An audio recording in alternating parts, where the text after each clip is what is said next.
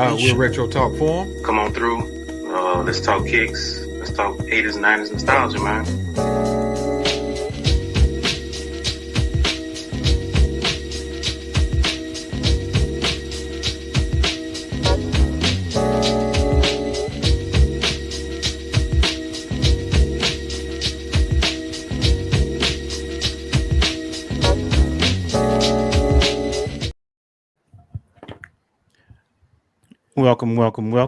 Welcome back to another episode of Retro Talk Forum Podcast. We're on volume or episode 82. We're 18 away from that big old 100. Long time coming, 100. Man. Long time coming. Big old, there's big gaps in between, things happen. Yeah. Life, Life is things, life. so, Life is lifering, always. But we got a very, very, very special guest in the building. We appreciate him for taking his time out to come over here and conversate with us, man. Let's talk some 80s, 90s nostalgia. That's what we all about. And what better guest to have than this guy right here? So I'm going to go ahead and get my intro out the way. I am Black, aka BAA. I'm going to pass it off to my guy over here. We're going to make this short and sweet. Hop18 on Instagram. Let's go that way. One hands of V DiCarlo, my brother over there. Yep. I'm Cadillac Jackson. And our My special name's guest. Chris. Oh, sorry, my bad. I don't know how to do this. You good. It was bound to happen. My man. fault. It was My bound to happen. fault. No, you good, man. You good. Now, I just want to give you your proper Oh, intro. Yeah, go for it. Everybody knows this cat. I know you do videos at least twice a week, and I'm pretty sure majority of the people that's going to be in this chat and the people that rewatches this show have seen or heard you before, from your reviews to your wear tester reviews, all the way back when you started. Fast forward to today, man, you got a great channel. I love the atmosphere that you have over there. We love the fact that you are family orient. That is one big thing that we love. And you talk about the stuff that we love, man. 80s and 90s shit. You know what I'm saying? Like, all I can say is you're the one and you're the only Nightwing 2303. Give him a round of applause if you don't mind. What do you say? That boy good. That boy good. That boy good. Good and terrible. Thank you. Thank you. Man, we appreciate you for coming sliding through, man. And like Absolutely, I said, conversating with us, for this hour and some change. So if you want to go ahead and do a little spiel for the folks, just give them a little short spiel about yourself, man. Oh yeah. First off, thanks for having me. I feel foolish already for fucking up right in the beginning, but No, you're good, it's bro. all good. Yeah, you good, man. guys- You good. You guys, the All intro good, was bro. legit. I wasn't expecting that. That was hella dope. So I was like, oh shit, they can do this now. So I haven't been on like a YouTube live thing in like forever. So like that's pretty cool. But yeah, basically my name's Chris. People online know me as Nightwing2303. I'm from Wear Testers, weartesters.com, the YouTube channel Wear Testers. We talk about kicks and sometimes other stuff. So, but yeah, thank you for having me. Oh, no problem, man. Thank you for Absolutely, joining us, absolutely. man. Thank you for joining us. Thank you for coming on. I'm gonna say this real quick, and I ain't saying this just because you on here, bro. But you are probably you are the only person that I really will sit there and watch when it comes to reviewing shoes. Your reviews are legit. To me, you set the bar. There is really, I don't really care to watch anybody else's. So, man, kudos to you, bro, and the job that you do. Thank you. And I the really team, appreciate for real. Yeah, very, very you are legit. definitely the number one option. Right. Thank you. Right. I agree. Yeah. I agree. Nice. So, Nice. Man, I'm gonna tell you one I rush home for, because I do a lot of driving. I rushed home because I was a fan of the Nike Pegasus Premium, and I could never get my hands on them. And it took me 6 months to get my hands on a pair. Shout out to my dog up there, Hop. But when you threw your review out, and I said, look, I need total silence because I need to hear exactly what this man is going to say about this shoe right here, because I was so much of a fan of that shoe just off the looks of it. I didn't even have it in hand, and that was like one of those must-haves I had to have. Granted, I have I think which one I got, the white and crimson colorway. I believe that's what it is. Yeah. Mm-hmm. But that football gray, that first initial drop, man, that's the one I really want. Like when you did that review, man, I was like, okay, I'm sold. And I didn't even have the shoe in my hand. Yeah, I'm just going off I pictures really in your wanted video. that shoe for a hot minute. Fun story. I was at Walmart before I even got the shoe, and I was in line at the self checkout line, and there was this dude there with a pair that was all white, silver swoosh, neon green bubble. Oh yeah. And I hadn't even seen that one. Yeah, and like I was like, bro, and I don't ever talk to people really because I'm pretty shy. But like I seen those, and I was like, hey, where'd you get them things? You know what I mean? Like I was like, how'd you even get that colorway? Yeah, and he was like, oh, Nike sent them, and I was like, what? Like, what do you do? You know what I mean? And he was like, oh, I just It's like, who yeah, are because you? like yeah, and he was just like, oh, I coach and all this stuff, and so like he's like a baseball coach somewhere and a football coach, and I was like, damn. That's sick. So yeah, it was just really cool to see like the shoe out in the wild for the first time, and it's not on my feet. Like I was like, oh, that's hella cool. So and it was a colorway that I never seen. I was like, man, that's trippy. Yeah, I think It's so that funny one you guys dropped brought later that on. up, man. Look at this shit. It's Uh-oh. already cracked. The Oh, airbag? Right. No, the top of it right here in the The midsole. React? The React? Oh shit. It's a huge Warranty fucking that thing. crack in it, man. Look at this. Oh man. Oh damn. Dang. Oh wow. Hey, yeah, you need to call them, bro. Yeah, use Nike's warranty. They'll get you full retail back, and then you can just buy another pair or anything. I else gotta that you get it want. through Hop. Yeah, No, Hop- well, I Hop is think Say you that can. again. They still have the. Don't they still have the program where you can contact them and Nike let them know? claims. Yeah, Nike yeah. claims. Yeah. I'll check it Yeah. out. So Yeah, it was funny you guys just brought that up, man. Google I it. was like, God damn it, that damn shoe. I love it though. I love it. I love it. Yeah, though. them things I love are springy. They put a little pep Yeah, in your step. Oh Yeah. yeah. And I'm man. I'm a shorter cat, so I wear them everywhere I can, man. I love it. I love it, man. That's the funny thing with all these new runners. You gain a little bit of Man, yeah. everybody's That's how I wearing feel them too. everywhere, man. Yeah. Post office, anywhere you can get away I'm with it, man. 5'9" now. Exactly. Oh man. Yeah, So man. let's are we gonna do pickups or we gonna get right into it? I don't have anything. So if you guys, have something, Chris, you got anything new that you picked up lately that you might want to show, unless you want to save it for something else? I don't really have anything crazy in here. No.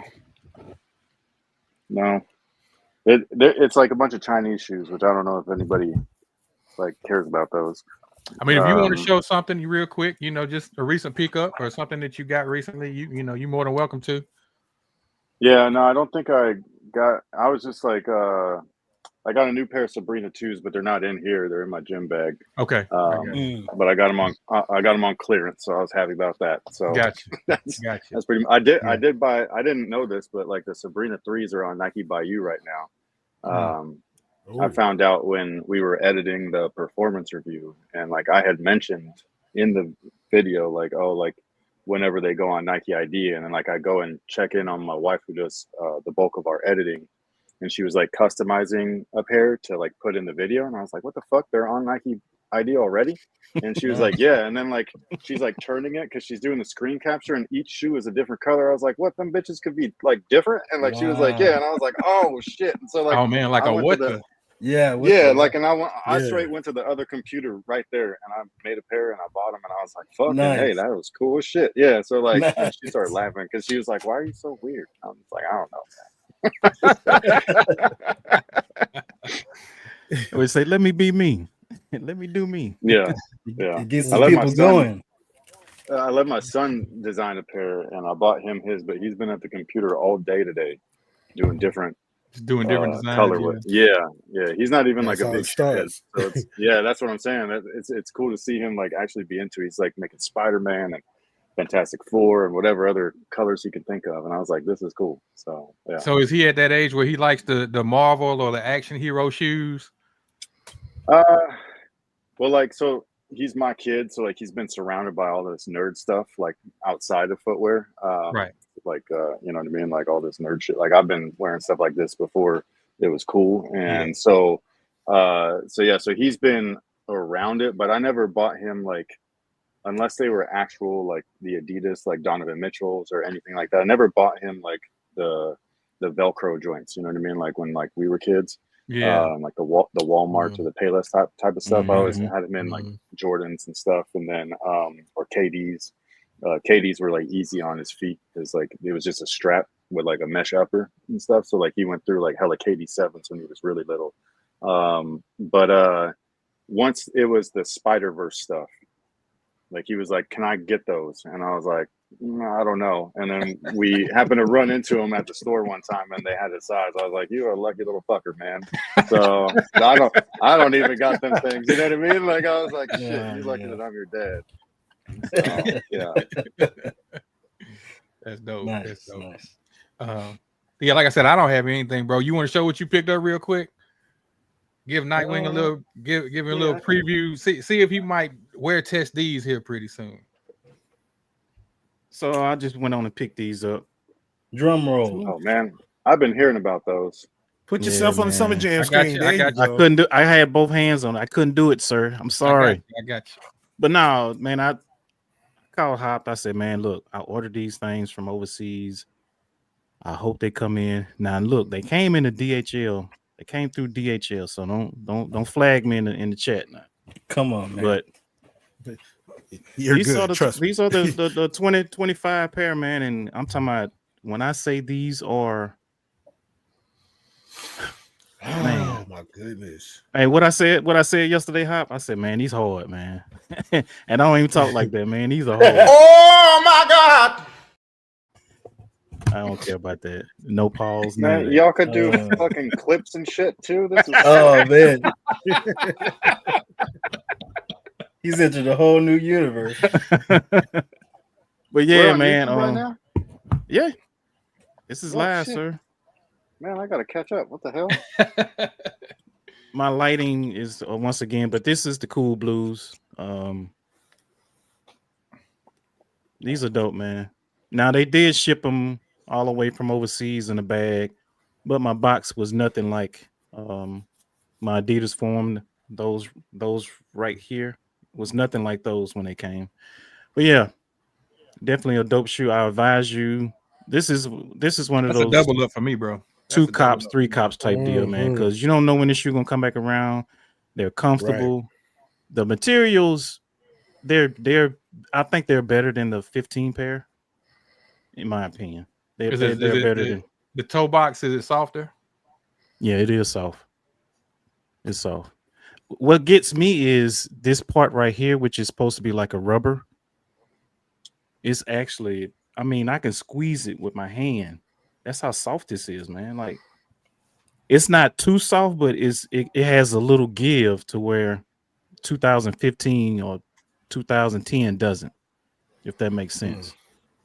It's not a hard plastic. It's actually polyurethane, or no, not polyurethane, but Those look so Phylon. good.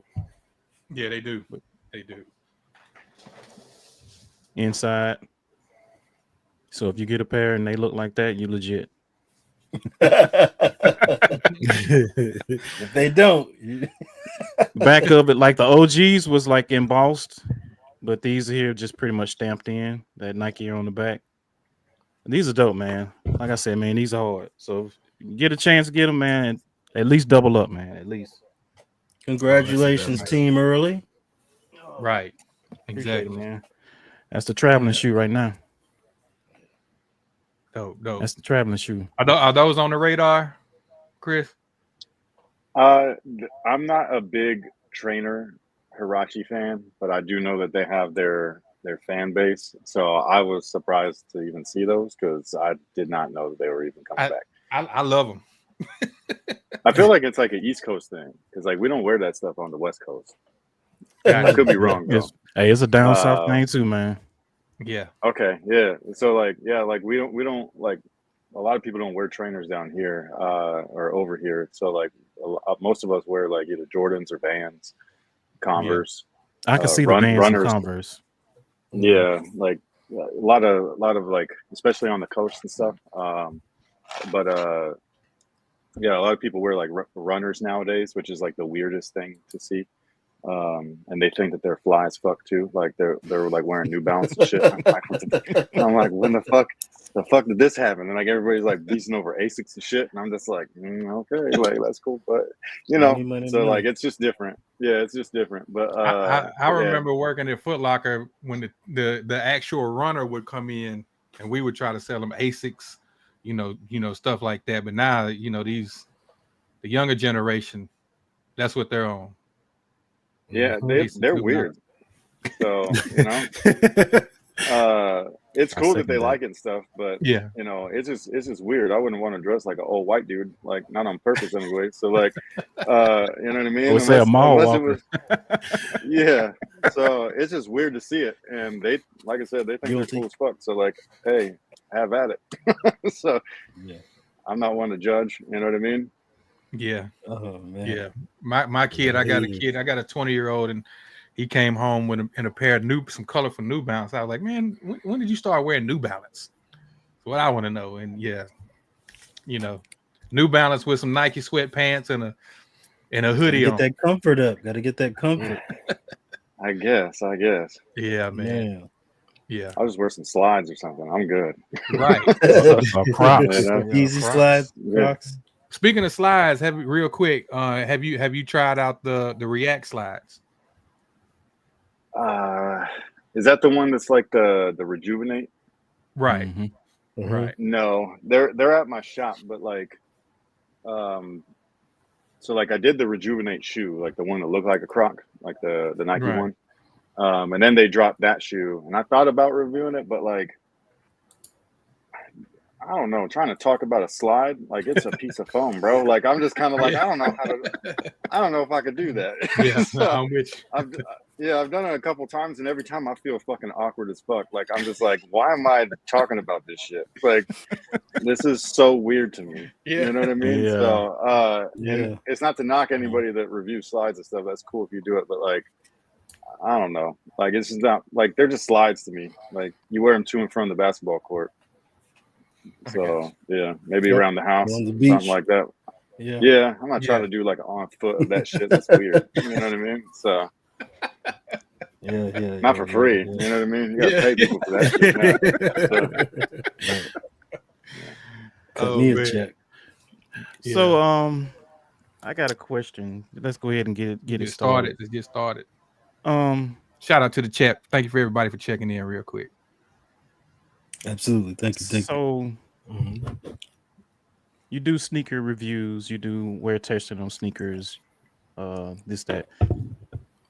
I think I know what your favorite shoe is, but what is that shoe that just speaks volumes to you? What is that shoe that every time it comes out, you gotta have it? White cement 4s. Every time.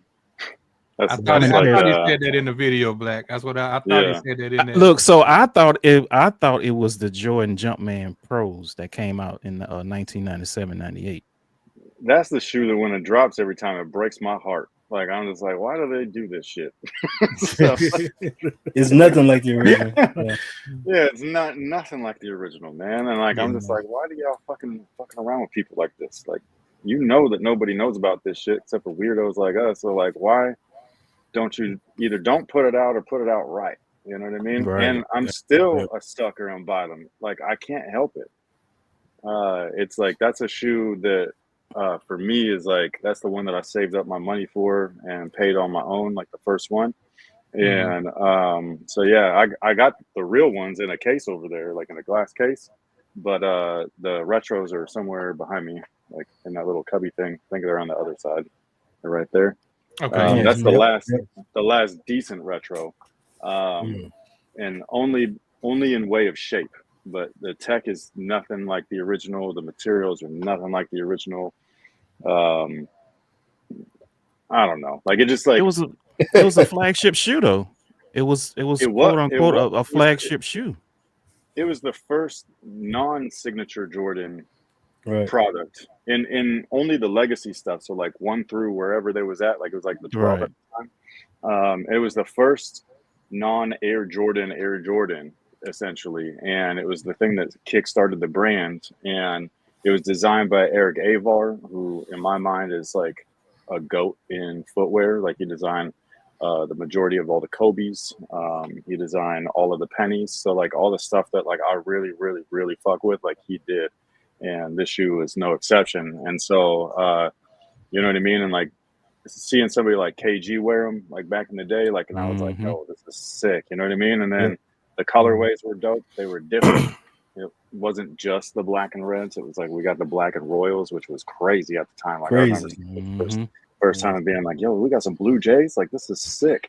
And so, so just stuff like that was like really fun to see. And then there wasn't like sneaker internet at that time, you know what I mean? So like it was mostly just magazines and Eastbay and stuff like that. And so we didn't know what that thing was. Like it was just a non-Jordan. Like you're like, what is this? Like why is this even here? What is it for? You know what I mean? And then like so it was cool to see. And then it wasn't until they like announced like, oh, we're brand Jordan. And then they started signing like Eddie Jones and Baker and cats like that. And like they started putting out the Jumpman Pro Quick, the Pro Strongs, the Vindicates, all that stuff. And like we were just like, this is fucking awesome. Like all the same tech, great materials, lower price, still cool shoes. Like it was dope. So it was a time. So correct me if I'm wrong. The tech in that shoe, was it full length Zoom Air or was it I keep these things right here just in case. I use this stuff for videos all the time. So like this one is from the Jordan 12, right? And so that's what's in there. We got full length Zoom Air. This is this unit's cooked, by the way, so don't pay attention to that. But you know, and then underneath that is a fatty ass shank plate made out of carbon fiber, and this was top of the line. I mean, even by today's standards, like shoes don't come with none of this shit. So like in my head, it's still top of the line. And then this was the Jumpman Pro, which had the same exact cushion, same exact shank plate, like. Bro, for 110 or 120, whatever it was, instead of 150, like, can you get the same stuff, same performance? Couldn't beat that. So, you know, and that was at that time in my mind, at least, like a game changer, because someone like me I could not afford the 12s. I just couldn't. And even if I couldn't find the damn things in my size. You know what I mean? So like, I remember like, you know how everybody got like a rich uncle or whatever. And so like I got one, and he was like, what do you want for your birthday? And I was like, I need the black and red 12s. And he was like, okay. And then they go and look, and then he comes, and all of a sudden my birthday happens. He's like, sorry, they only had a size 11. I was like, bitch, I'm a size 11. Like I'm an 11 today. You know what I mean? Like right now. Right.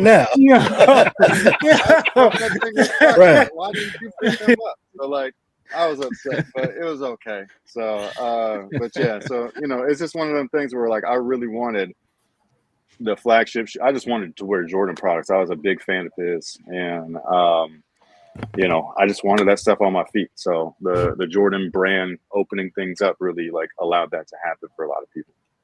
So real quick to piggyback off the initial question. So the Jordan 4, was that the first Jordan that you had? Was that the Jordan that started it all for you? That's just the one that like when I see it, like I'm in love instantly. Like just everything from the way it looks to the color. Like I don't know what it is about those. I just really love that shoe. So yeah, I couldn't actually explain it because I feel almost the same way as that with Jordan 1s, like the Chicagos. I remember because I was born in the early 80s. So by the time his early career was over, and I started being into basketball, he was retired the first time. The first time. Yeah, the first time. So like at that point, like, you know, pennies and stuff like that are kind of taken over. And the Pippins were a little bit later, but like it was almost there. The up tempos were hot though.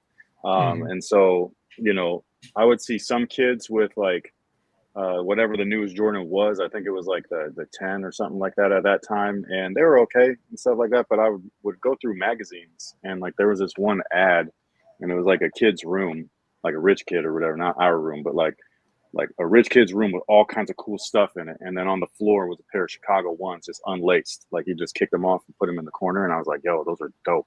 And so yeah, like it was just one of those things where I would always want something like that and a Jordan 4. They just look like 80s. Like it's something weird. You know what I mean? Yeah. Like just kind of like naturally like gravitate towards it. And so yeah, so that was where that all like came from. My first pair of Jordans wasn't until the Jordan 11, and they were gifted to me by my half brother, which is a weird story in and of itself.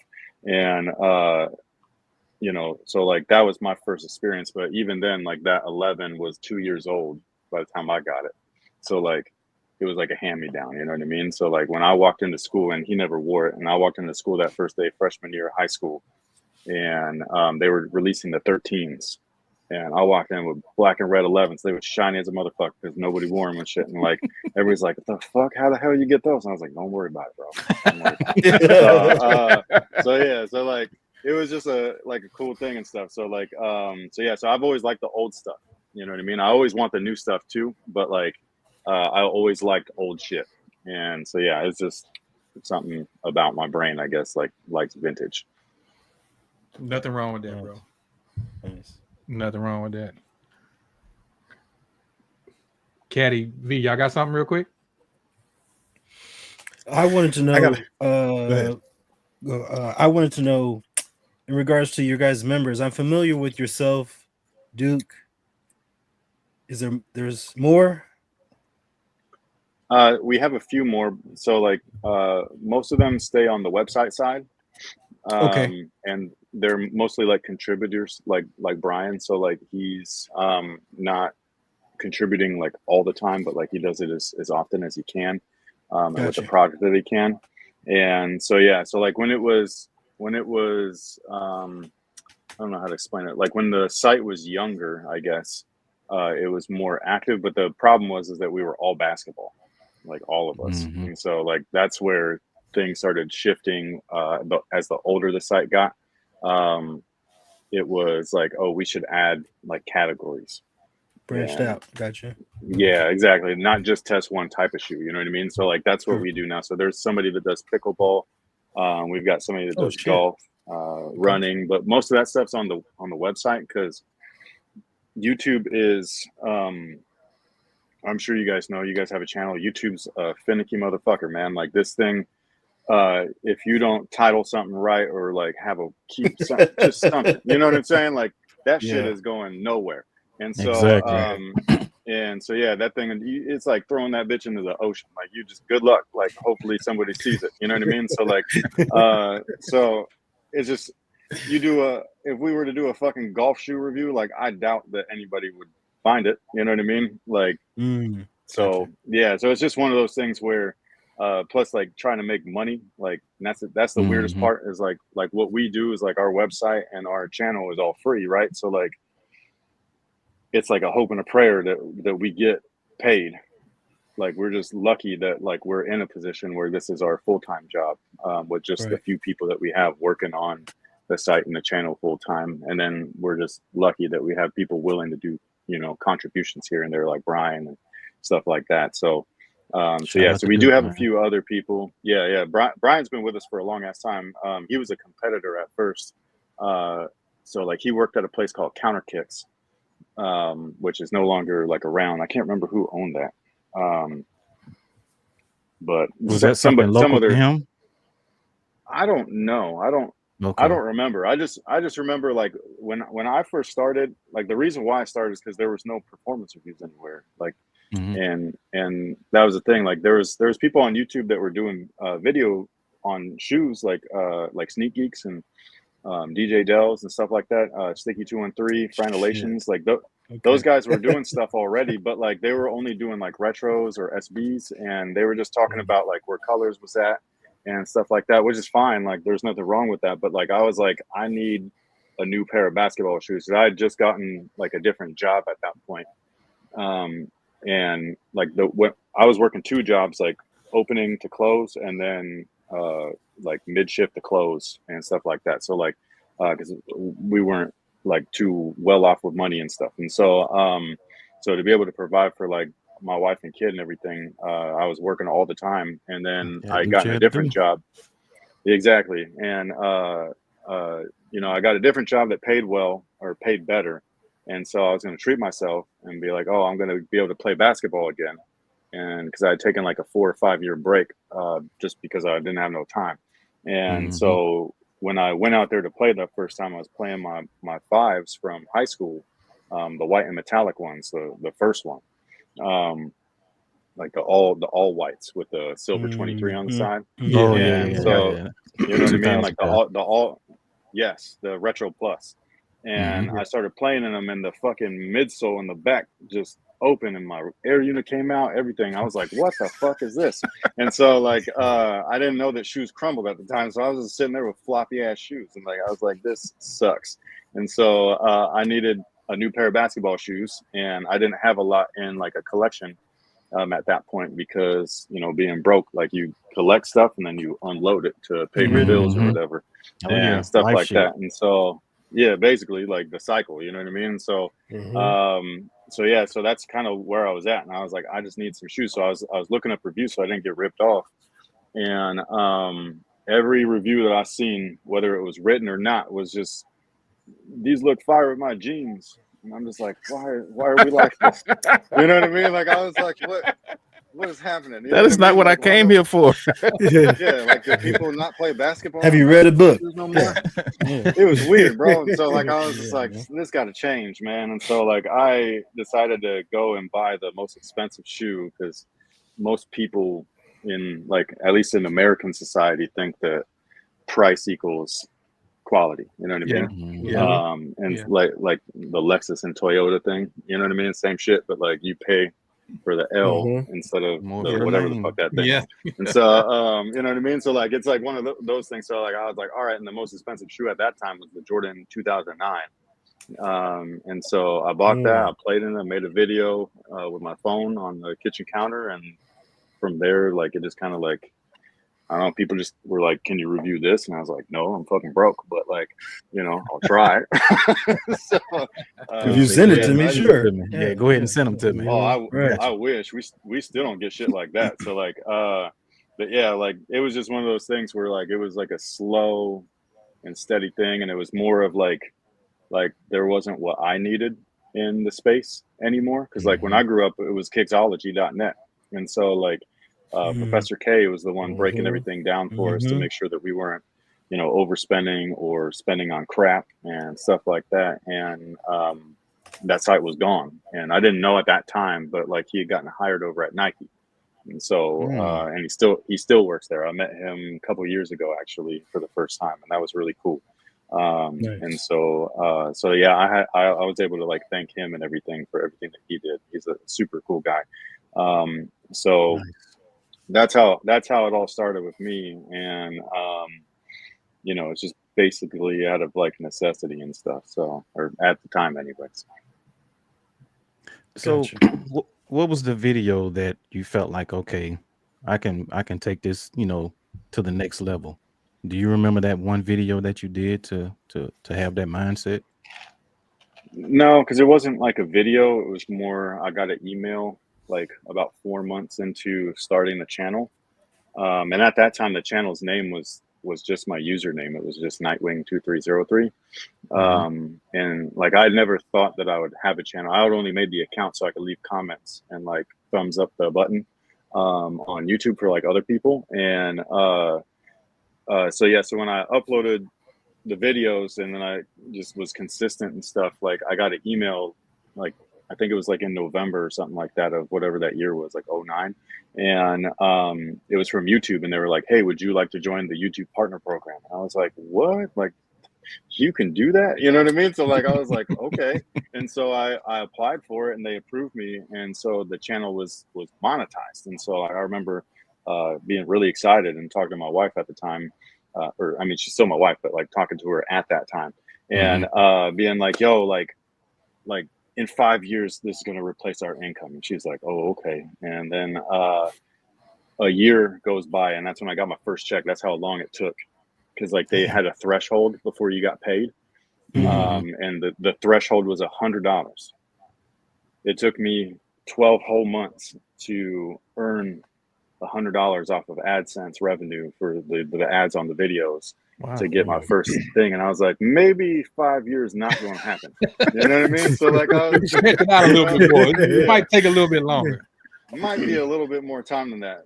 Thank goodness though that it was 5 years. I just worked my ass off. And so, so yeah, it was within 3 years. Jody was able to quit her job. I was like, yo, like, you just quit your job. Like, you hate your boss, all this stuff. Like, fuck it, just stay home. Help me. And so, yeah. Well, we weren't even doing that yet. That was the funniest thing too. Like, she was just like, what am I going to do? I'm going to be at home bored. Like, let's have a baby. Bored as fuck, yeah. Like, who comes up with that idea? You know what I mean? Like, you know, so that's how we got our son and shit. So that was fun. But you know, so yeah. It was fucking weird, but like, it's cool. Like, I never heard that, oh, you could retire. I'm going to be bored. Like, no, have fun. Go do whatever the fuck you want. So, but yeah, so she wanted to have another kid. So we did. And so that's took a little bit longer, you know, again. So then by year 5, I had enough revenue or income to replace my income then as well. But at the time I was a resident manager, like at a property. Okay. So I had to replace my income and my housing, because my housing was included at the time. So like we were like, it was just a really sketchy gamble and stuff. So that's how we ended up out here in Sacramento. Is that like I saved up all our money and put a down payment on a house, and we moved out here, and I just took like that risk. And so so it's been up and down, like, for sure since then. But you know, we make it work, and like I said, I'm just like really fortunate. So that's why when like people like you guys and stuff like say thank you to me, like I'm like, no, like, thank you, you know what I mean? Like, without you watching the content and like being excited for it and sharing it and like having me on your platform and stuff like that, like I don't get paid. So yeah, so I just like appreciate everybody helping me out basically by like watching and supporting and stuff. So yeah, appreciate it. Thank you. I think Caddy, you had a question, didn't you? Yeah. So you play basketball, and I know you get invited to different places, maybe to test out shoes and play ball. What's been the one place you walked into and you've been like, this place is fucking crazy? Michael Jordan's house. Holy shit. God, man. Okay. The one with the 23 on the gate. Oh, man. Yeah. I think he just sold it, didn't he? Yes. Okay. It finally sold. It's been on the market for like sold 10 years. Yeah, he sold it. Mike said he want all his money. Yeah. Well, he had to drop the price a lot. Yeah. So, yes. It was for sale when I was there. And so that's why like that's why we were able to be in there. That was the Jordan 2029, I believe. The one with the knit upper. And so that was like, besides like, you know, like the typical like family stuff, like where like when your kid's born or whatever, you'd be like, yo, that's the greatest day. That was the greatest day of my fucking life.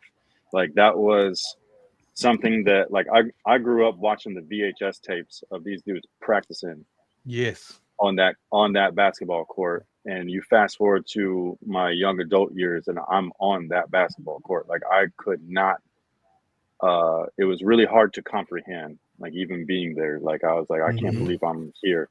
I'm in Michael Jordan's fucking house, bro. Like, it was like, man, that shit. I can even imagine. tell you. I can imagine. I can't even.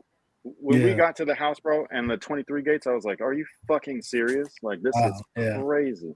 So, we really going in? Yeah, they're not going to kick us out. You know what I mean? Like, this is nuts. And they turned his cigar room into a locker room. And it was the wildest shit. I've had lots of cool experiences because of YouTube. Like, you know, I got to play overseas in the Philippines. not professionally, just play basketball. Hello. Right. And Nice, played in nice, New York, nice. which I really love. I got to play in Chicago. I played everywhere. Portland. I played on Nike campus. Played on Adidas's campus. All kinds of places, man. Like I played anywhere we could think of that would be like a cool spot for like a hooper to be at. Like I've been there, but that was the one where it's just like, well, fucking hey, dude. Like Scottie Pippen was on this floor. You know what I mean? Like Yeah. like Right. Yeah. legends were on this court and stuff. So yeah, it was the single greatest experience I've ever, like, as a fan of just the game and the player and the Right. man, the myth, the GOAT, Nice, all that yeah. stuff. Like I was like, bro, I can't believe it. So yeah, it was really cool. So was you able to take like a tour of the house? Did he still have like the Bulls, trophy room like and all the that? trophy room set up and all that good stuff? So it was furnished, but not with his stuff, because he was Gotcha. already in the new house that was over in, I think it's in Florida or Miami or something like that. I'm not like a celebrity stalker person, so like I don't know like all the ins and outs of this guy and everything. But like at least when I was young, I was like that. I was like, oh, this guy's crazy and all this stuff. And so yeah, so they had like a whole section of the house. The house was like a compound though. Like it was Yeah. like the little wing that we were in was like bigger than my house plus like 3 of them. You know what I mean? Yeah. And maybe even more than that. I don't know, because there was a full ass basketball court. Like it was crazy.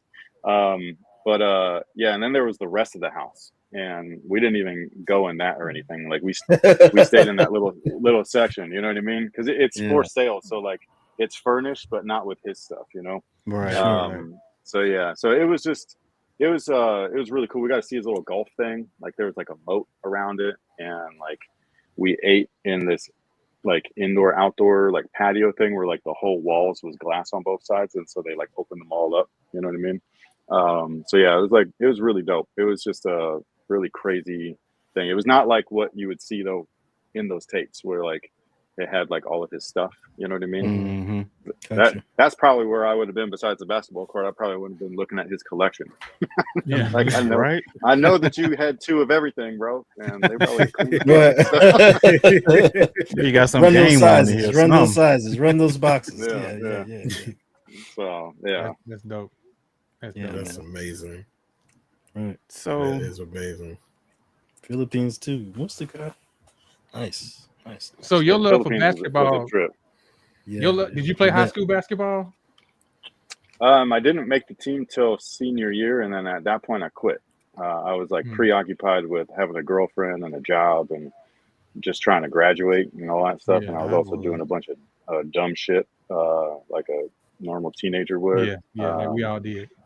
Yeah, so I was not making the best choices, but Seems like you have a know. love for basketball. That's why I asked that. Like, yeah, you know, basketball means more than the footwear, because without that, I wouldn't be here. You know what I mean? So, Right. you know, like I didn't know nothing about sneakers until I started playing basketball, and then all the kids was making fun of my Payless shoes. They were like, "Oh, you got some trash ass shoes and shit," and all this stuff. And then I was like, "What the fuck are you talking about?" Like I thought they were cool, you know. Been there but then I before, noticed that. Yeah, and then I started just paying attention at that point, and everybody had checks on their feet, and I was like, "What is this?" And so that kind of like opened the gateway into footwear, and that's one hell of a drug. I'll tell you that. Like that I never looked back. So, Yeah. I look like a fucking crackhead, but with shoes. You know what I mean? So, you know. But without basketball, though, I could tell you right now, I probably wouldn't know nothing about any shoes or nothing. So, but yeah, so it was the sport first. I love the sport. I respect the sport more than anything.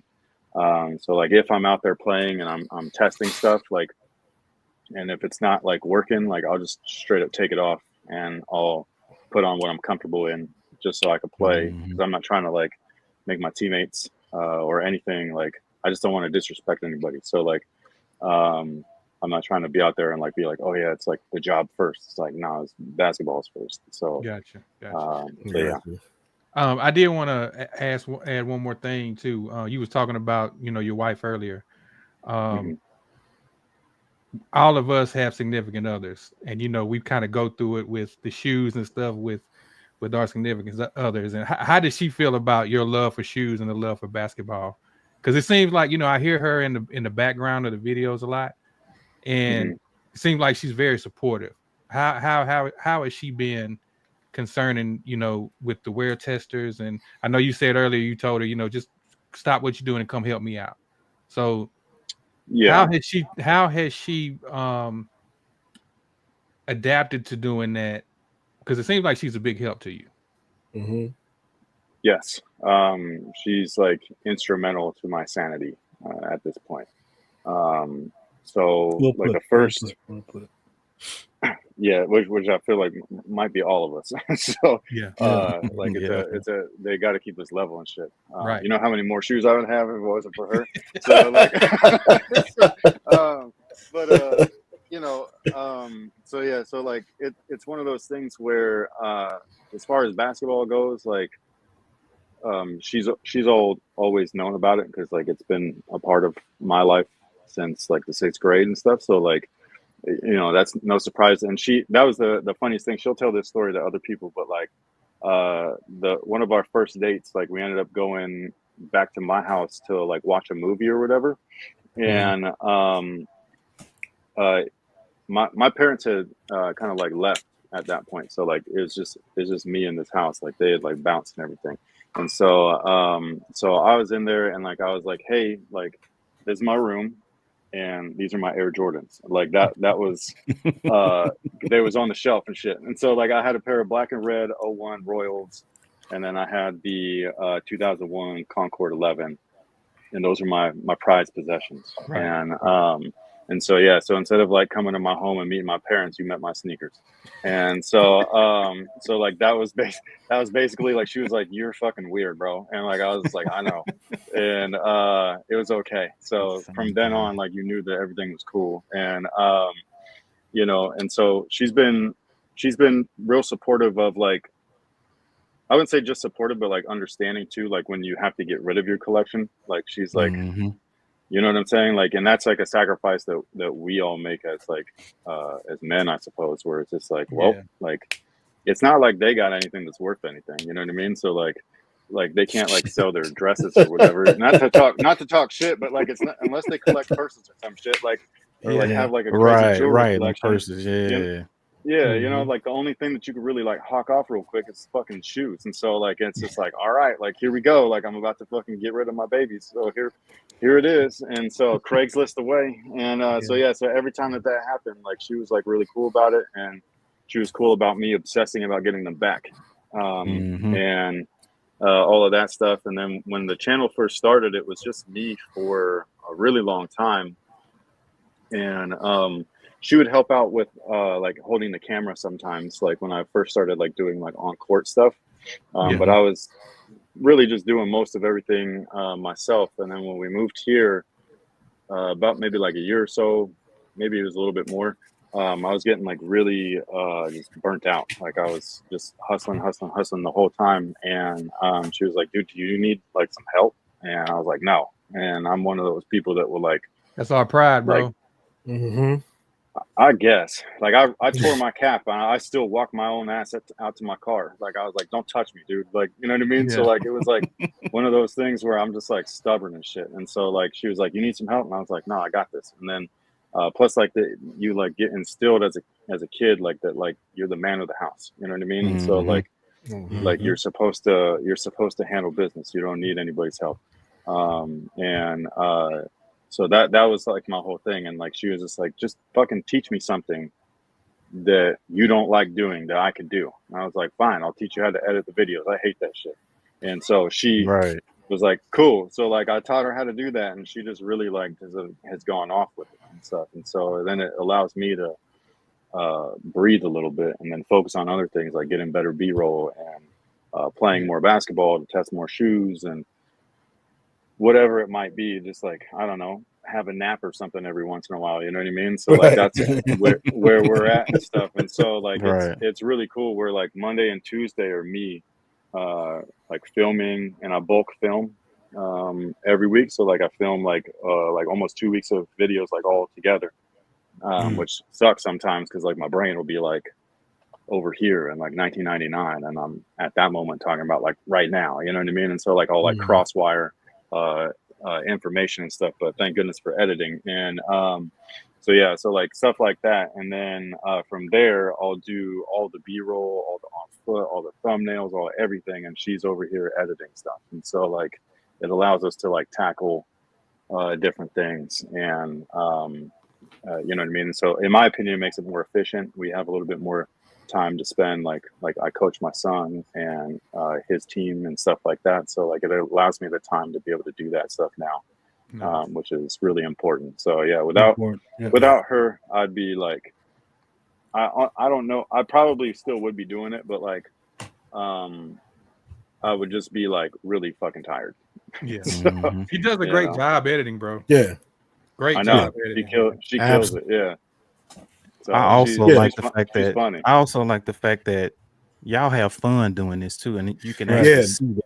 Yeah, you can. Their chemistry on camera is amazing. It's amazing. Like when the question of the day comes around, it's like both of y'all answer the question, and that's when your personalities really come out, and I like that, man. I think that's dope. That's the funniest part is that I used to film. I used to be like, get out, I'm filming.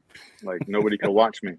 You know what I mean? And because I get, like I said, I'm like shy, so like I get like clammed up and everything. And like if you watch my old videos, it looks like that. Like I look like I'm like fucking there with somebody like with a gun to my back, man. Like do this, and I'll be like, okay, you know what I mean? So like that's how it was. And then I bought these new cameras, and the viewfinder wouldn't move out so that I could see. And so I was like, I don't know if it's even fucking on. You know what I mean? Like I can't see the sound bars. I can't see the record thing because sometimes the cameras are shut down. You only got like 30 minutes to do whatever it is you got to do before it like stops and all that stuff. So I was like, hey, can you sit back here and just make sure that everything's good? And she was like, yeah. So like she'd be back there, and then the way that we are, like we just talk shit anyways. So like, you know what I mean? So like just her being back there, like I would just randomly like look off and like talk some shit, and then she'd talk shit back. Like I was like, nah. And so that, and then it eventually was just like, maybe we should put that in the video. And so we did. And then and then people were just like, yo, this is cool. And I was like, all right. Yeah. And dope chemistry, man. Yeah, thank you. Definitely. Yeah, you got to think some YouTubers, man, they kind of like to stick to the script and kind of be something that they're really not. Y'all are just being y'all genuine self, and I love that, man. Like I say, it's like y'all just having a ball up there, man. Like, man, I wish I can be over there with them. Yeah, come on down, bro. I'm in sack. Yeah. So, are you wearing my shirt, dude? Yeah, he is. Yeah. Shit, thank you. I couldn't find mine, so yeah. Shout out to Since Apparel. Yeah, since 1989. Awesome. Yeah.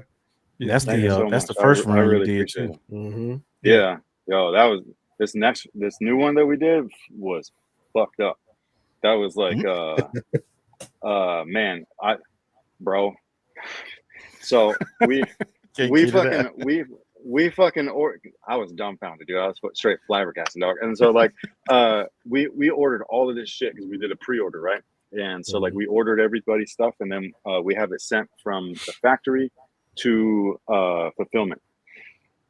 fulfillment's starting all the orders and stuff like to fulfill, and then like and he's a friend of mine, so like he takes a picture. He was like, yo, is this what you wanted? And the whole top of the 89, you know how it's all rounded like Chicago? Yeah, right.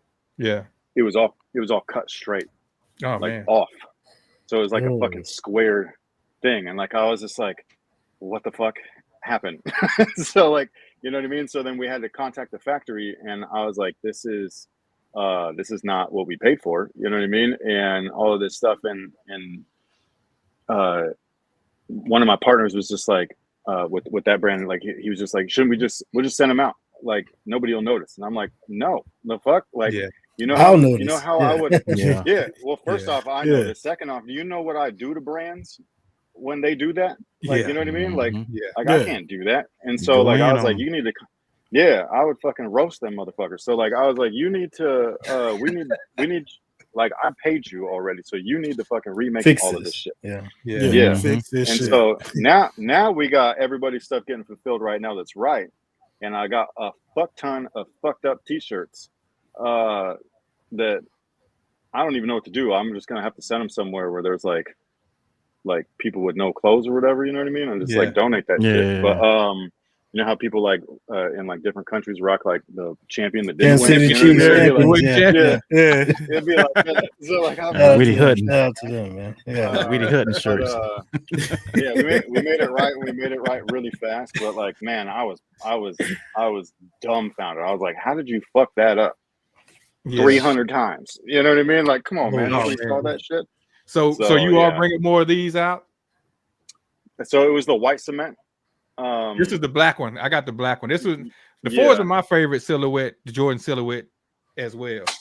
So yeah, I had to get. It was this one. We brought this back. Yeah, that's the one I got. On like on like a different garment and everything. That's the cool thing. So the one that you got is on like a t-shirt that's like anybody could buy it and like source it and stuff, and then like we screen printed it on there. But like our newest stuff is straight up like made like to our measurements. And, is it available now or I don't know if the overstock is on there, but like we do have we did buy more. Like we always buy like a little bit extra after all of this stuff, just in case there is an error or whatever, or like somebody gets sent something wrong. Like we'll just replace it real quick. I need to get that white cement one. I need to get that. Yeah, one. so that one should be. I don't know. I honestly don't know if it's up yet. But like if it isn't up now, it should be up soon. And then same with the other items that were in that launch and stuff. But yeah, sorry, I didn't mean to go off on a side tangent. My bad. No, you're good. You're good. You need to get that off your chest anyway. Out and let them know. You guys are the first people I told about that. I was fucking mad, dude. We can tell. Yeah. No, but let everybody know where they can get your stuff at, and because I know it drops. It's not always up, right? It drops randomly. Yeah, so like so sinceapparel.com, there should be some stuff on there. I just don't know what is up there right now. I'll look real quick. But sinceapparel.com, go and put that link in the description too. Okay, thank you. Yeah, just some of our old stuff's on there. So this current launch isn't up there. And then once something sells out, we usually just take it off the site completely, because like otherwise people just keep emailing and be like, when are you gonna restock that? And like we don't do like restocks like that. So the only reason why we did the white cement run again was just because like it coincided with the review. So I was like, yeah, so might as well just do that one more time. But DM us ahead of time and let us know before it drops. My bad, I will. So early access. Yes. So yeah, but they do get put up like pre-order for like a weekend. Yeah. And so anybody that wants them can go in. That's what I did with this one. That's how I did this one. It was a pre-order. Yeah, it was a pre-order. Yeah. So yeah, and we get it done as fast as we can, and usually it's like 4 to 6 weeks, and then we'll send them out and stuff, and we just hope that people appreciate it. It's just something that we do for fun. Like we're not really like profitable or anything, but it just allows me to get like a different kind of like creativity outside of just like the YouTube stuff. Yeah, I was going to ask who comes up with the designs, even like the Sense Apparel name, like on one of the shirts you had, because it was different logos from NBA teams. Who comes up with that? So I created the brand, the concept, and every design that you see. I don't do the designs. We have an actual artist that does it, but like all the stuff that you see is like from my brain. I'd be like, yo, like, wouldn't this be dope if we paid tribute to Power Rangers or to Spider-Man's first appearance, which was not in his first issue. It was in Amazing Fantasy issue 15 and stuff like that. And so it's like I think that it would be fun. So and then everybody's got like an amalgam shirt. And so I was like, we got to do an amalgam tee, like do like a since the 90s NBA. We did a since the 80s cartoon series where it was like Voltron and He-Man and all that stuff. It was sick. Thundercats. It was hella dope. And then that one I want to like actually run back, but we'll see if we do that. But we got another one that's like a since the 90s cartoon series that we just haven't released it yet. But like it's got like Ninja Turtles, Ghostbusters, Simpsons. It's fucking fire. So yeah, so just stuff like that, and like there's like lots of more like ideas in my head. Like Gargoyles is one that we're going to be doing soon. We got one for the Air Max 95 coming up. That one's pretty clean too. Just like a I- basic look, but it's got it says Sense here, but in the Air Max, like the bubble or the tongue patch logo. What color And then it's got the same 95? logo. What color? The The neons, neon? of course. Yeah, I know. You got to start off with the classic one though. I got the mandarins. So I need something to go with the mandarins. the second color is that one. So like Okay. we've got both, but Got the your neons wish. will be first. Getting your wish. So yeah, and then there was another one too that I don't. Oh yeah, like our slogan for the brand is "Run It Back," which is like a basketball term. Like if you get your ass kicked, you want to run it back real quick. So like, Run it back. you know what I mean. So like, so we have one of those where it's the whole backside of the tee. It just says "Run It Back" in different NBA logos, and it's pretty fire. So like, we've got some cool stuff coming that I'm excited about. But yeah, all of that stuff just kind of comes from me and our artist, our designer, and we just do things that we think are fun and nostalgic, Original. all that stuff. Yeah.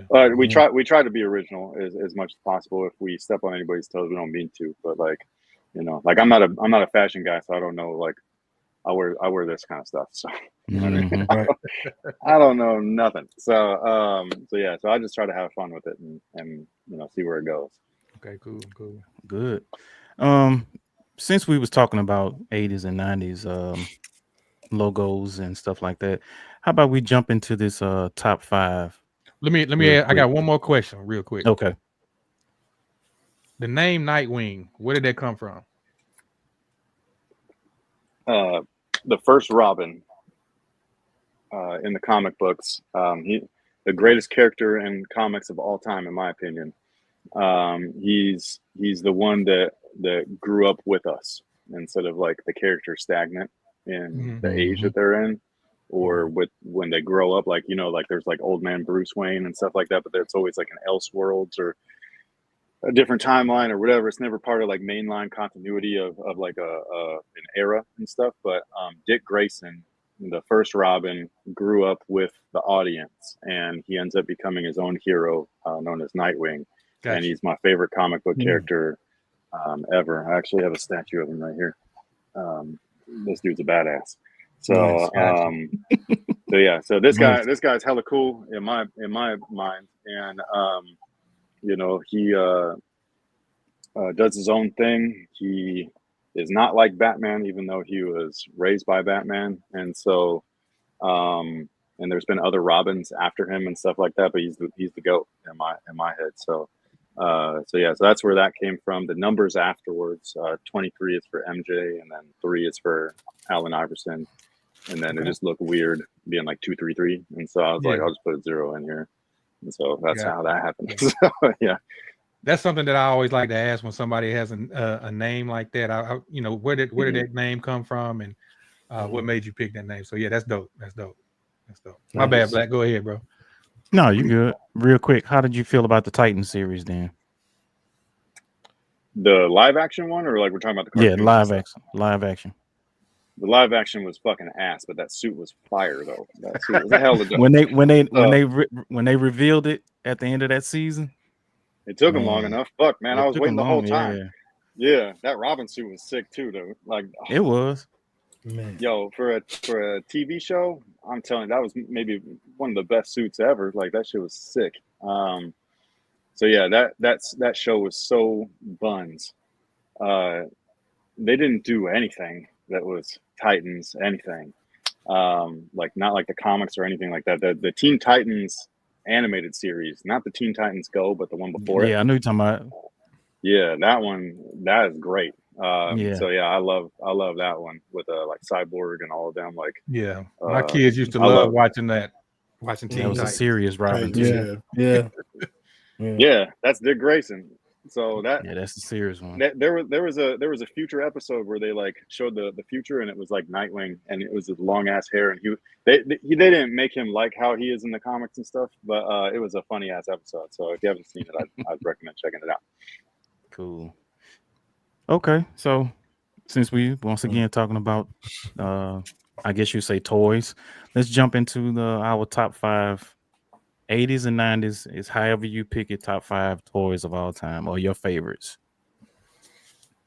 So who Just wants me, to go or first? is everybody going? Oh, okay, go. Yeah, everybody's gonna go. If you want to go first, I'll go. the floor I'll is go yours. last. 'Cause I did bring examples, so Okay, I'll go then. last. I'll go first. The Nintendo pad with the track is going to be my number one. I'll start there. All right. You want to go ahead and do your top 5? Oh, we're doing you the gotta whole think thing about now? Shit. Yeah.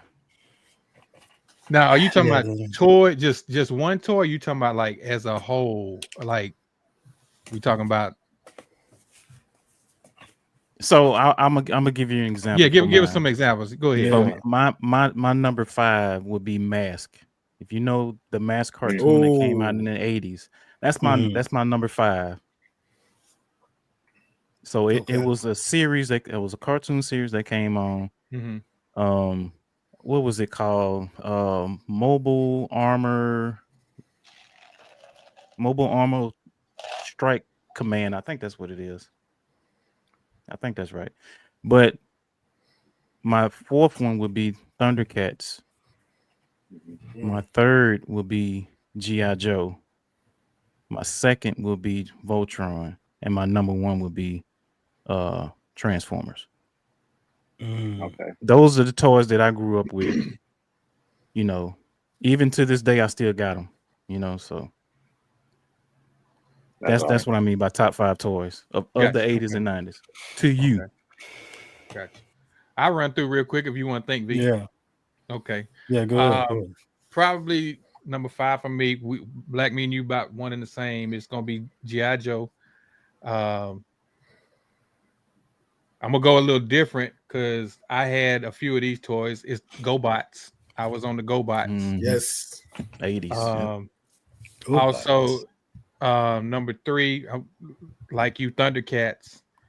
Number 2, I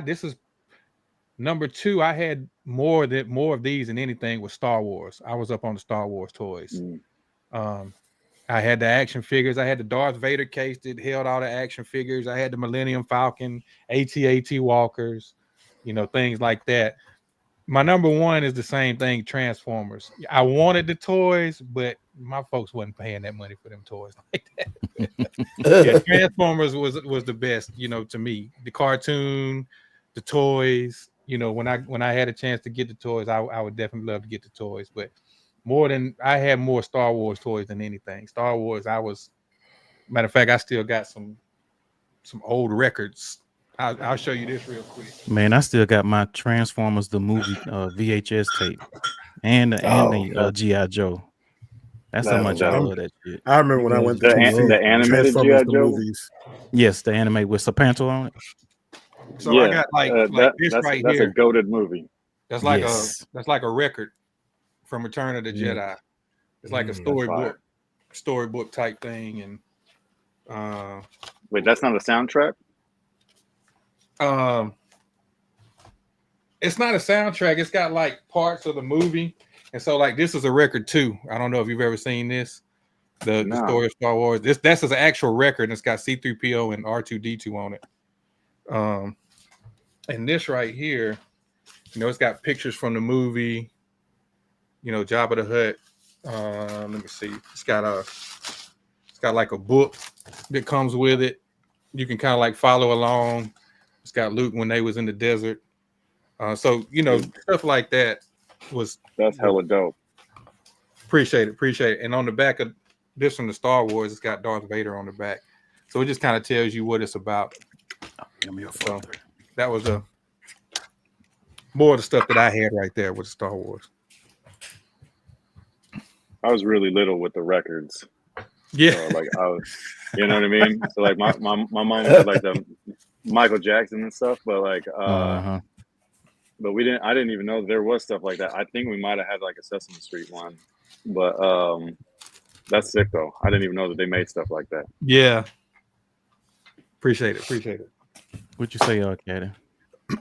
All right, so I say number 5 for me is the WWF wrestling characters. Remember they came with the ring and everything. Yeah. So that number 4 My brother brought this for me for one Christmas, and that made him like the greatest person ever. Remember Tyco had the glow-in-the-dark race car tracks? Yep. And you could put them together, and it could go up the side, like it would go up the side of the wall. Yeah, so They had the best commercials. Yes, absolute Yeah. best commercials, and you would see it and just be like, oh, and the way they would cross and everything, and they would tell you don't hit the cars together and all that, and how they had the one with the where it had the little flint on the cars to make the sparks. Yeah, you had the and little, you had the little Yeah. controller yeah, and shit. Controllers, That was sick. yeah. Yeah, that number 3 for me would be Voltron. Number 2. Number 2 for me would probably be GoBots, because my dad brought me the set off a Home Shopping Network when I was a kid. Shout out to Home Shopping Network. Yeah, he saw it on Home Shopping Network and brought it for me as a birthday gift. And I was like, oh, and it had, I forgot what the red car's name was. Turbo. And yeah. And the jet was leader 1, I believe. Yeah, leader 1, and then leader like 1, Psyche. Yeah, Psyche, yeah. Yeah. And then number 1, of course, would be Transformers. And I had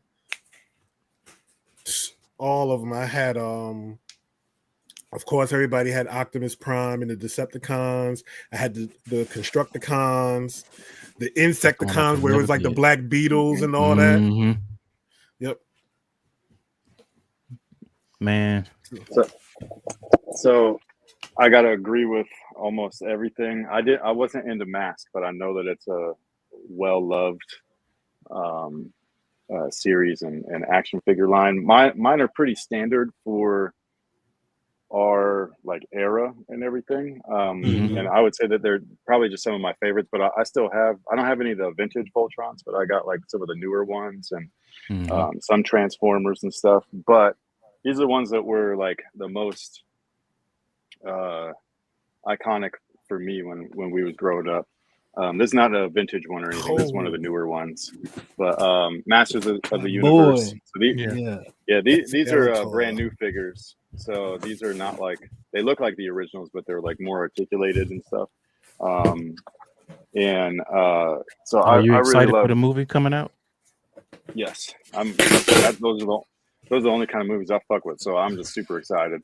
G.I. Joes. This is another one where this is not a vintage. I do have a big collection of vintage Joes, but they're all open. And they're upstairs and stuff. But this is one of the newer like re-releases or whatever.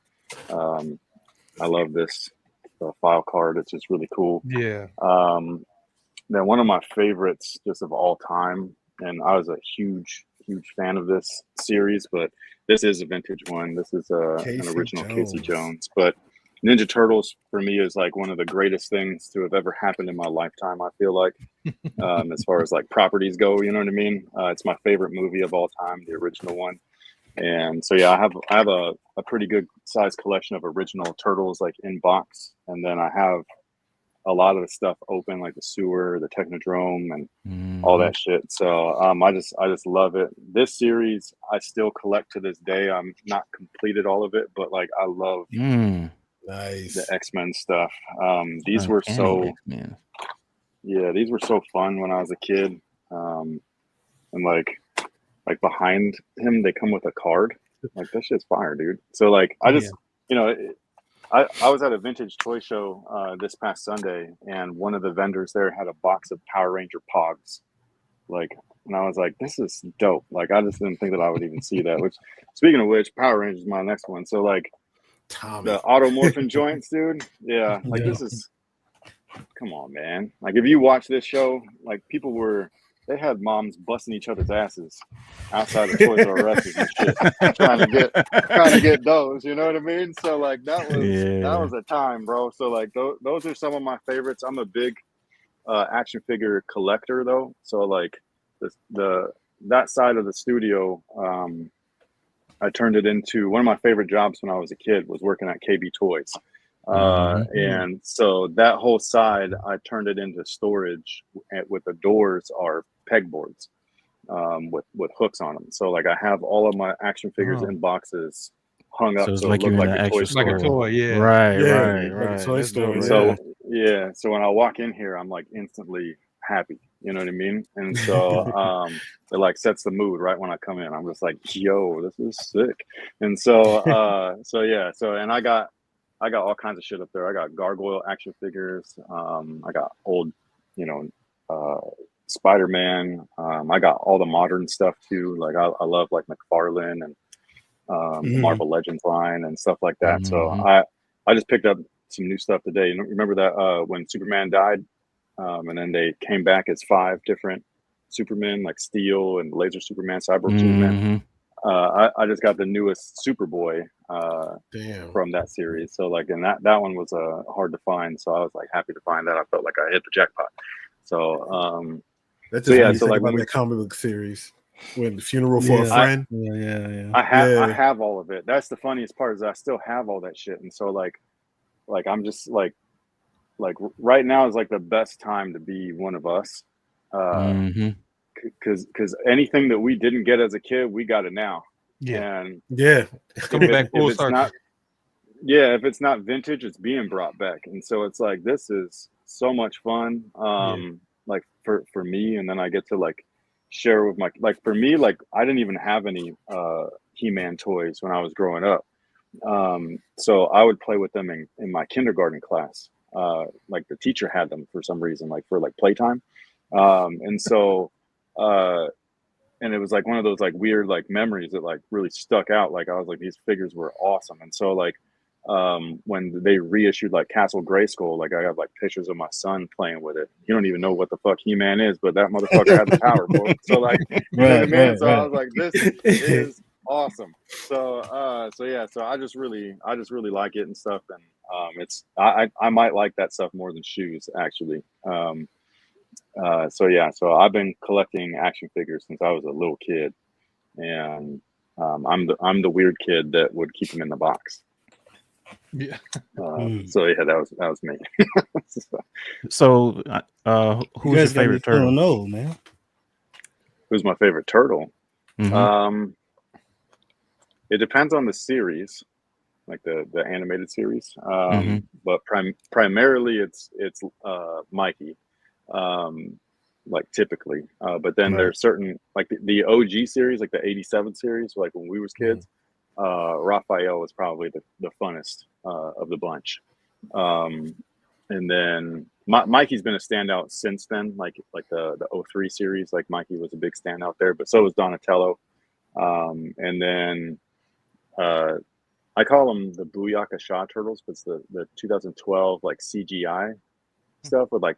I don't know if you guys ever. I still watch all this stuff. I'm a weirdo, so like when you talk like you excited about the movies, like I'm excited for the cartoons and shit too. So like I like watch all of this stuff. But yeah, it was like a CG series. It had like weird ass characters and stuff, and like Ice Cream Kitty and stuff. It was just like it was the weirdest thing, but it was so much. It was like, in my opinion, the best Ninja Turtles cartoon series that there has been, which is weird to say. Because it's like more modern and stuff. But yeah, it was a dope series. So yeah, I like that. But Mikey primarily. However, I always like to argue that the 4 turtles kind of represent everybody like all at once. You know what I mean? Because like we're not all like all one. You know, like we do have a little bit from everybody. So I think that's cool. Oh yeah. Gotcha. Oh yeah. So next up is the top 5 superhero movies of all time, in your opinion. Are y'all ready for that list? V, you never did yours yet, did you? Yeah, I gotta get my 5 off. All right. Okay, come on with it. Like I said, you guys made me feel extra young, talking about the old shit you guys were talking about, man. I don't have a clue about most of it. But like I said, from my memories, my core memories, definitely the Nintendo pad with the duck hunt gun. And I think it was something with the USA track. You was rich. The track where you had the track and field, yeah. Bro. Yeah, I didn't have that. I had the we had gun, a lot of family events with that, man, where it was competitive too. So that's one thing I remember. Like Caddy said, the wrestling figures with the ring with the rings, they would all collapse if Mhm. you hit it hard enough, or you know what I mean, that type of shit. But where I come in is the video game part of it. So I was heavy into the video games, man. So the Nintendo 64s, the Revenge, all I that love that game. shit. Oh yeah. Shout out to Hogan, he just died, man. But Revenge, Mario Kart, of course, is goated. Mhm. GoldenEye. Yeah, Oh, Tony yeah, Hawk. Yeah. GoldenEye, Tony Hawk. Tony Hawk. Yep.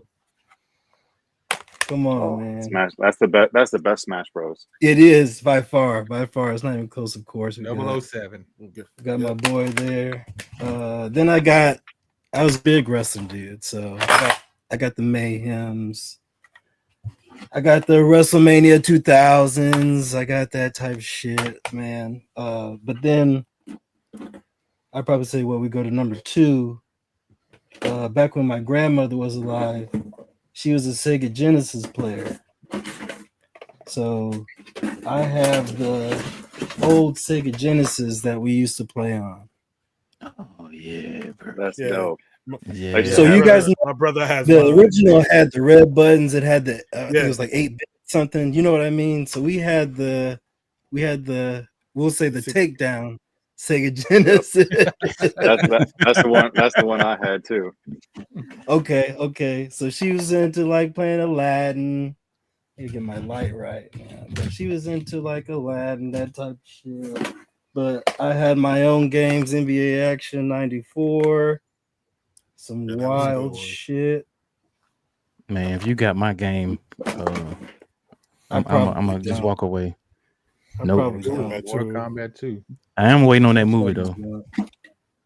But this is what we would play together. This and Sonic Pinball. Like 2. Yeah. Yeah, man. So this is My our game on that game. Sega was that Live 95, Black. Oh, hell Yeah. NBA Oh, yeah. Live 95 was my shit. Yeah. Yeah. Man, So Killer Instinct was mine on Sega. Killer Sega Instinct. Genesis, Okay. man. I Streets of love Rage. Bones, man. Yeah. I used to play that. man. Altered Beast, Dynamite Duke. Mhm. Doom, all that type shit, man. Yeah. All that, but yeah, that's it, man. I just started going into my the video game bag. That's what I did a lot, and that made me help remember my grandmother, man, because we used to get at it at Sonic Pinball. So rest in peace to Granny, man. Shout out to Grandma. Yeah. She sounds dope as hell playing video games. Yeah, she was cool, man. She was a cool old lady, bro. She was a cool old lady. But what's the next top 5 you got? Top 5 comic superheroes of all time, movies of all time, in your opinion.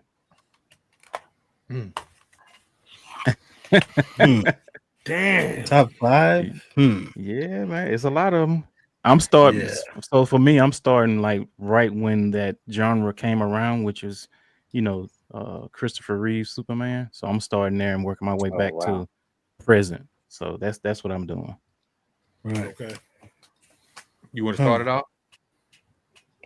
No, I started off last time. Hey, man, be consistent. Look, you trying to get ready. That's what that is. Exactly. You said superhero movies? Yes, superhero movies of all time. All the way up to the day, right? All right. Well, that's just how I'm doing it. You know what I mean? I'm doing it from 78 Superman all the way back to now. Okay. I'm gonna let you know Meteor Man is in mine, so I'm gonna let y'all know. Hey, you ain't wrong at all, man.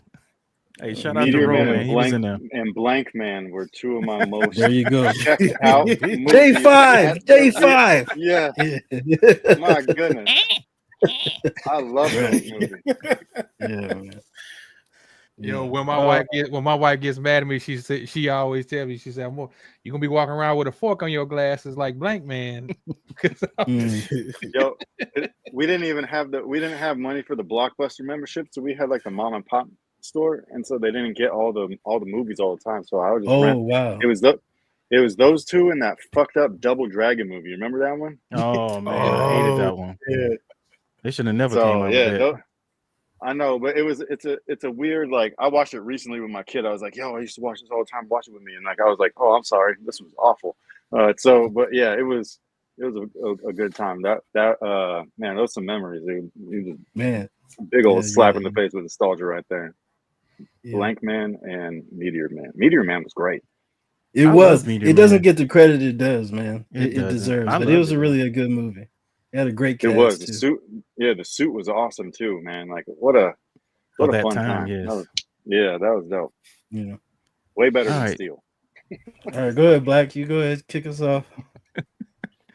Yeah, Shaq You want should me have to never go? did You want me to that. go? Steel. For real. You can go, man. You can go. Shout out to Um, Shaq, though, man. Yeah. so I guess I don't really have a particular order. I'll just say my 5 favorites. But one of them I remember going to the movies to see Batman when Batman came out. That when Jack Nicholson was the Joker. That's We one. went to the movies and saw that movie. To me, that was one of my favorite ones. But then the franchise just kind of started going, kind of like off the deep end. But I will say probably after that one, or somewhere coinciding with that Batman would be the one where Heath Ledger played the Joker, The Dark Knight. Yeah.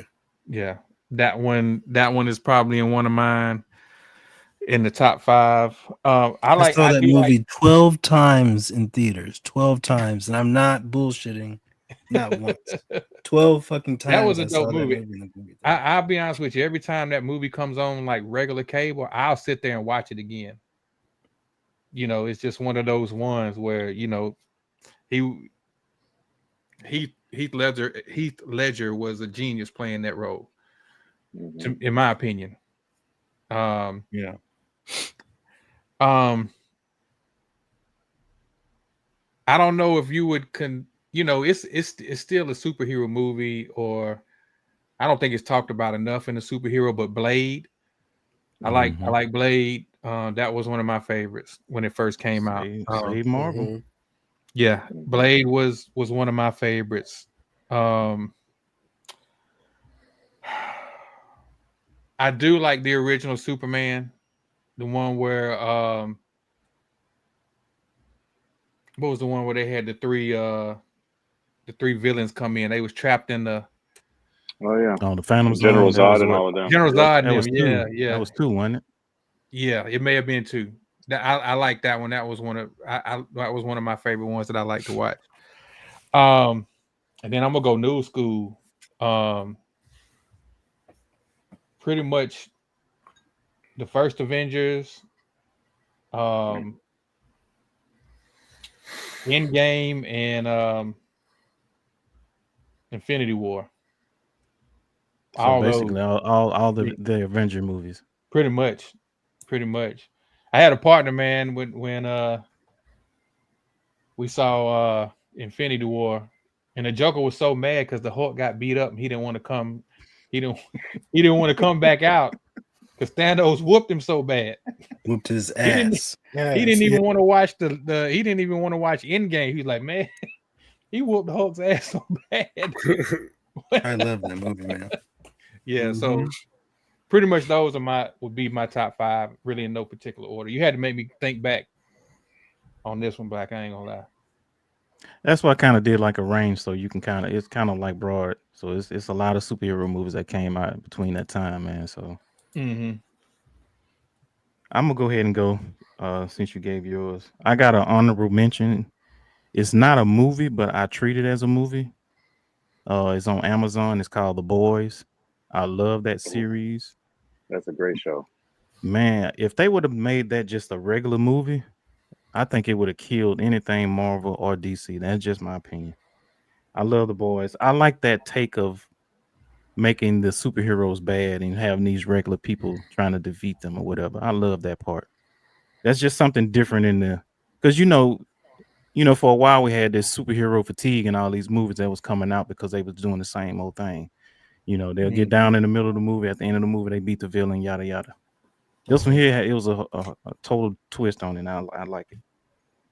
Number 5 for me, I love this new Superman movie, man. And I'm not a real big Superman fan.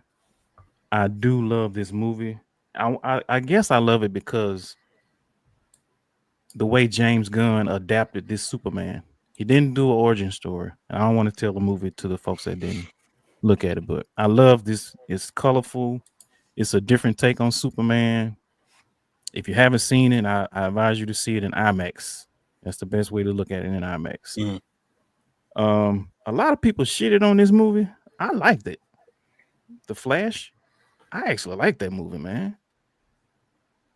That's just me. I like that movie. I like the way he went back in time. I like the fact that they brought Michael Keaton's Batman back. That was the highlight to me right there, because I've always been a fan of that one. Number 3, of course, is The Dark Knight. Probably top 3 or top 2 greatest superhero movie ever made. My opinion. Can't argue that. Number 2, the first Black Panther. I just like the fact that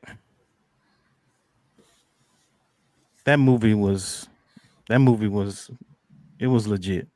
I love that movie. Shout out to Stan Lee for actually creating the character.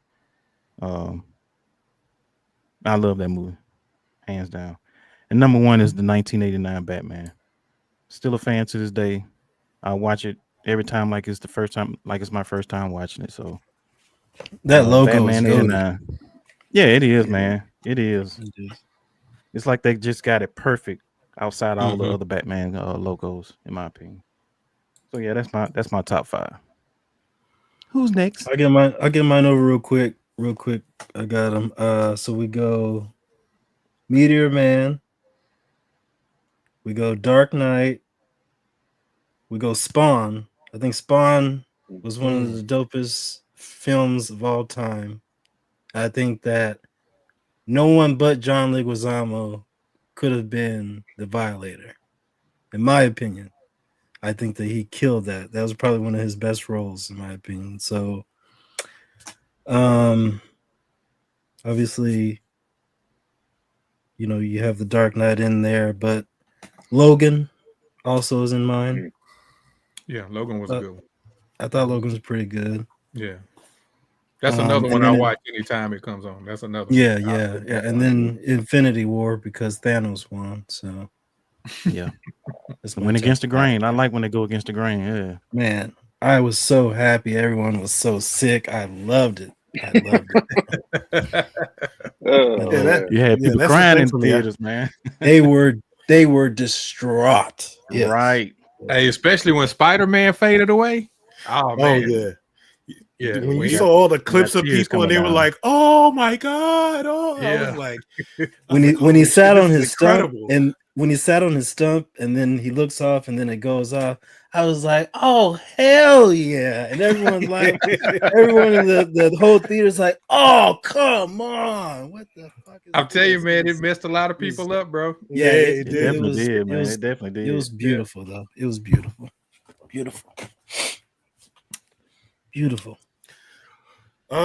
Okay. So number 5 for me would probably be the original Superman. Number 4, Number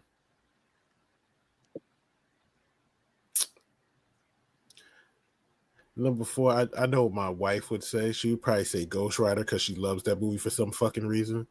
Okay. 3 for me would be Black Panther. 2 would be Endgame. 1 would be Infinity War because I fucking love Thanos. Right. Because his character is, to me, is hilarious. He made sense, bro. Yeah. Every time. He made sense. Every time. Him and in Age of Ultron. Mm-hmm. That movie made me laugh too, because like me and my wife were watching that. I was like, dude, he's like old boy is literally destroying everything, and he's just and I just love that. But when Thanos came on the scene, it was like, bro, You shut it down. You shut Yeah. everything down. Thanos said, I can just snap my finger. All half of you motherfuckers gonna be gone. Balance. What do you say? Yeah. Balance. Balance. Balance. Like, shit, he actually did it. That's my boy, man. That's my boy. They did, But him they stayed wrong. comic accurate with it though. So shout out to them, Mhm. man. I think an honorable mention would probably be, and I don't know if this counts as a superhero movie, with Transformers the movie. I would say mean, yes. Yeah, I would say yeah. The first one, right? Bro, when Optimus Prime died, and I was like, yo, I was a kid. I must have been about 7 years old. I cried like a motherfucker, boy. Oh, boy, like when he turned to that stone, I was like, in the fucking movie theater. Yeah. That's one of my favorite movies to listen to people talk about that are like massive Transformer fans, because that's the movie that fucked them all up. Like Yeah. they went into that thinking like, oh, we're gonna get Transform, and they all got murked. Yeah. It's funny as fuck listening to people talk about that one, because like they're for real like scarred by that shit. Oh yeah. Yeah, man, definitely. Oh my god. All right, what So you got, you got- Chris? All right, so mine, like, I just love the genre first off. So like I love all of them. Some more than others, obviously, and some I don't like too much, but I still will watch it. The first one I got to put on is Blade, because I feel like that one really opened the door to what we know as modern comic films. Mhm. So without that, I don't feel like we would have gotten X-Men and Spider-Man and all that stuff that would lead us into this current age that we're in now. And then after that, I would put The Crow. The Crow Damn, is that's a good one, man. Brandon yeah, Lee, it's that's got a good one, man. Yep, it's got a great soundtrack too. Absolutely, It's man. a really weird comic book and stuff like that, and so like it's one that a lot of people don't think about, but I just absolutely love that movie. And then after that, I got to put on Kick-Ass. I was wondering when that's another gonna come one. out. I haven't seen Yeah, that. I haven't seen that. that was another one. Big Daddy in that, just Yeah. I mean, he's just fucking awesome, dude. Like that one was so funny. And Hit Girl and that series, even the second one, which wasn't as good, but like, you know, the first have one a was villain. better, way better. Yeah, the first one was way better, but to have a villain just called the motherfucker, like it's just funny as shit. So I gotta go see you that, know what I man. mean? I gotta see it. Yeah, like it's so stupid, but it's like so good. Okay. Then there are obvious ones that I could put in this fourth spot, but I would have to say that's the thing, man. Like I feel like Winter Soldier's a favorite of mine. The Dark Knight series, like the whole thing, all of that. So I love all that shit. But I would say '89 Batman. It's one of the first off, Michael Keaton is Batman. Second off, it's one of the movies that I think I was like 6 or 7 when I seen that one, and I was just blown away by it. I couldn't believe, like, it was that great. Like it was like fantastical in a way that like caught me as a child. Where like, this is fucking awesome. Right. And so yeah, so I really love that one. And then my number one is just my favorite movie of all time. It's the original TMNT movie, the one with the live action suits and all that stuff. I just that one I'll try to put on to go to sleep or something if like I can't sleep, and it's always a bad decision because like I will just watch it all the way through. That's not the one with Casey, is it? It is, yeah. Okay. The rooftop battle. Yes. The rooftop battle like it fucks me up every time. Like as soon as they like walk on and they can hear them like down on the street, like after they get Splinter and shit, and like you could just hear them getting their fucking asses handed to them. Whooped. I'm always like, man, yeah, just straight whooped, bro. And like it's funny. A friend of mine was talking to me recently about this list that some website came out with the top 100 movies of all time, and we went through the whole list, and I kept being like, "Where's Ninja Turtles at?" Like it was the highest grossing independent film of its time and all this stuff, and it was nowhere. So I had adamantly been like, "You guys got to watch this movie. It's the best movie ever." And they texted me later that night, and they were like, "Bro, that movie was ass." And I was like, "Bro, what the fuck?" Like I was it's so pretty bummed. good. Yeah, Pretty I was so pretty bummed. good. It's like, you broke my heart, dog. But it's fine. But yeah, it's my fucking favorite movie. I'll put that movie on. I don't know every word, everything. I love it. It's great. Nice. Yeah. I wanted to go back real quick. I know you pressed for time. I wanted to go back real quick on that Spawn. I'm sitting here thinking about it. That was a good one.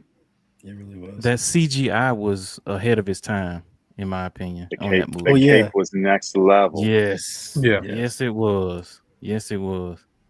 Yeah, because that was the only thing that I can remember. I've seen the movie multiple times, but that was like the standout thing to me was the CGI of that whole movie. Like it was ahead of its time. Like when he turned people into the Violator, yeah, it's crazy. Yeah, people complaining about like the Flash CGI that came out a couple years ago. I mean, it was a rush job. I looked at it, but I still like that movie. But yeah, Spawn CGI was like next level, man. It was definitely next level. The biggest tease and letdown for me happened in that Spawn movie, where at the end, the old man and the sword comes out, so you know that he's medieval Spawn. Oh, got you. But they never They never sequel, paid it off. Yeah. Yeah, like because I have like all the original books and the original figures, and like it was like the medieval Spawn was badass. You know what I mean? So like I just love that shit. So I was hyped when that was shown in the film, and then nothing ever happened. There's supposed to be another one. I hope they don't butcher it, man. Well, supposedly McFarlane is doing it himself. Like he's paying for it and everything, and supposedly Jamie Foxx is Spawn. Yeah, I heard about that. So we'll see if it actually, because it's been in development hell forever. For years, right? We'll see if it actually, a long time, dude, like almost 10 years now. So yeah, so hopefully it actually happens, but fingers crossed. Yeah, because we heard the same thing about, Jamie Foxx supposed to be playing Mike Tyson at the same time. Right. Doing a biopic, but it ain't never came out yet. That's been a while. That's true. Y'all have anything else for our guest? I think I'm good, man. Like I said, I know he's pressed for time a little bit, man. But, yeah. We don't want to keep you on here too long. We covered a lot. Yeah. We definitely really appreciate you coming on here, bro. Taking time. Most definitely. Taking time with us, man. Jogging our memory for sure, man. Crazy. Yeah. Well, if I could ask one more thing, it would. I guess I would ask you. I know we talked about your love for, 80s and 90s stuff, but what is something that people don't know about you that they really wouldn't expect that you like, or something other than what we talked about that you're interested in, or another hobby that you have? I don't know if you've watched the channel for especially since its inception, I think that you probably know, just because those are my main, basketball, sneakers, and comics, nerd shit. Like those are my main things. Like I'm not really into other stuff. I like video games, but I'm not like a hardcore gamer. I like the stuff that you pulled out, like the shit from when we were kids. You know what I mean? Like the new games kind of mess me up. I can't play them things.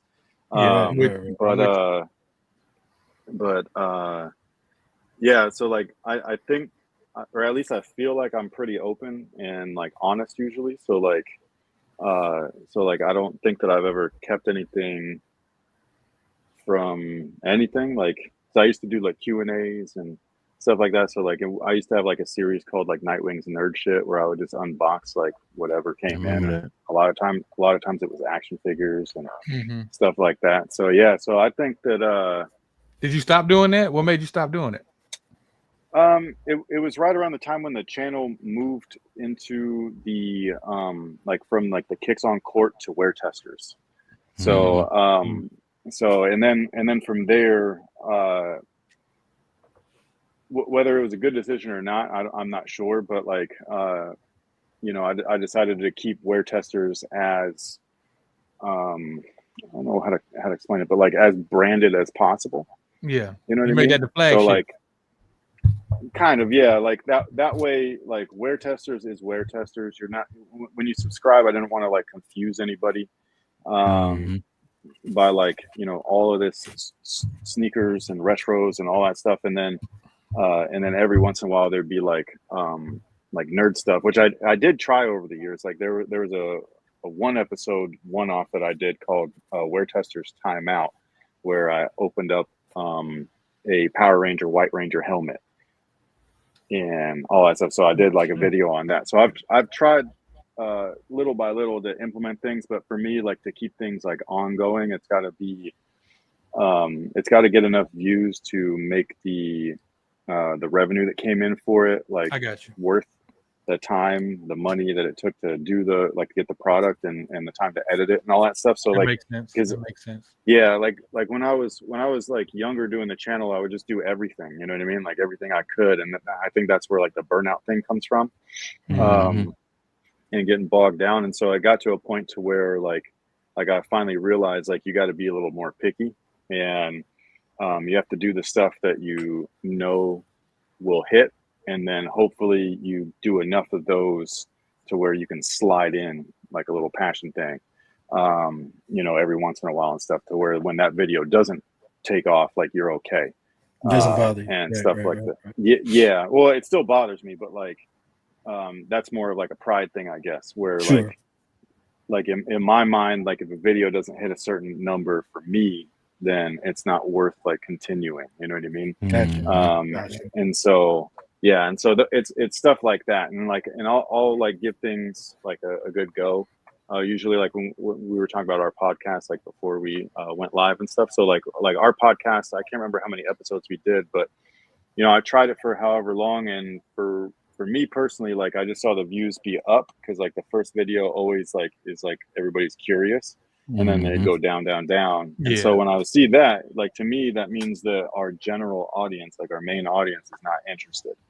And whether that be my fault or not, I don't know. I would put the blame on me, like they weren't interested in what I was podcasting about. And I think that would be like the stubborn part is like, well, I didn't want our podcast to be just footwear related, but when you're on a shoe channel, like that's what people, it's kind of like getting typecasted. You know what I mean? Like you want, like people put you in a box, and I was more than the box. You know what I'm saying? So, so yeah. So I don't know if they don't know stuff about me, but I'm always open to dialogue and stuff. So like if anybody ever has a question or whatever, like I don't often check my DMs. I think that's how I ended up here. So like, yeah, I sent you a message. You know what I mean? I sent you a message. Yeah, but I know if the other person's not following the person that's sending the DM, they won't see it. It's like in the request. I'm pretty sure you get like 1,000 requests. A lot. That's the thing. And some people send me like weird shit, and so like, or it's like really mean shit. You know what I mean? And so like, I'm just like, fuck this. Like, I'm not checking that side of the fucking.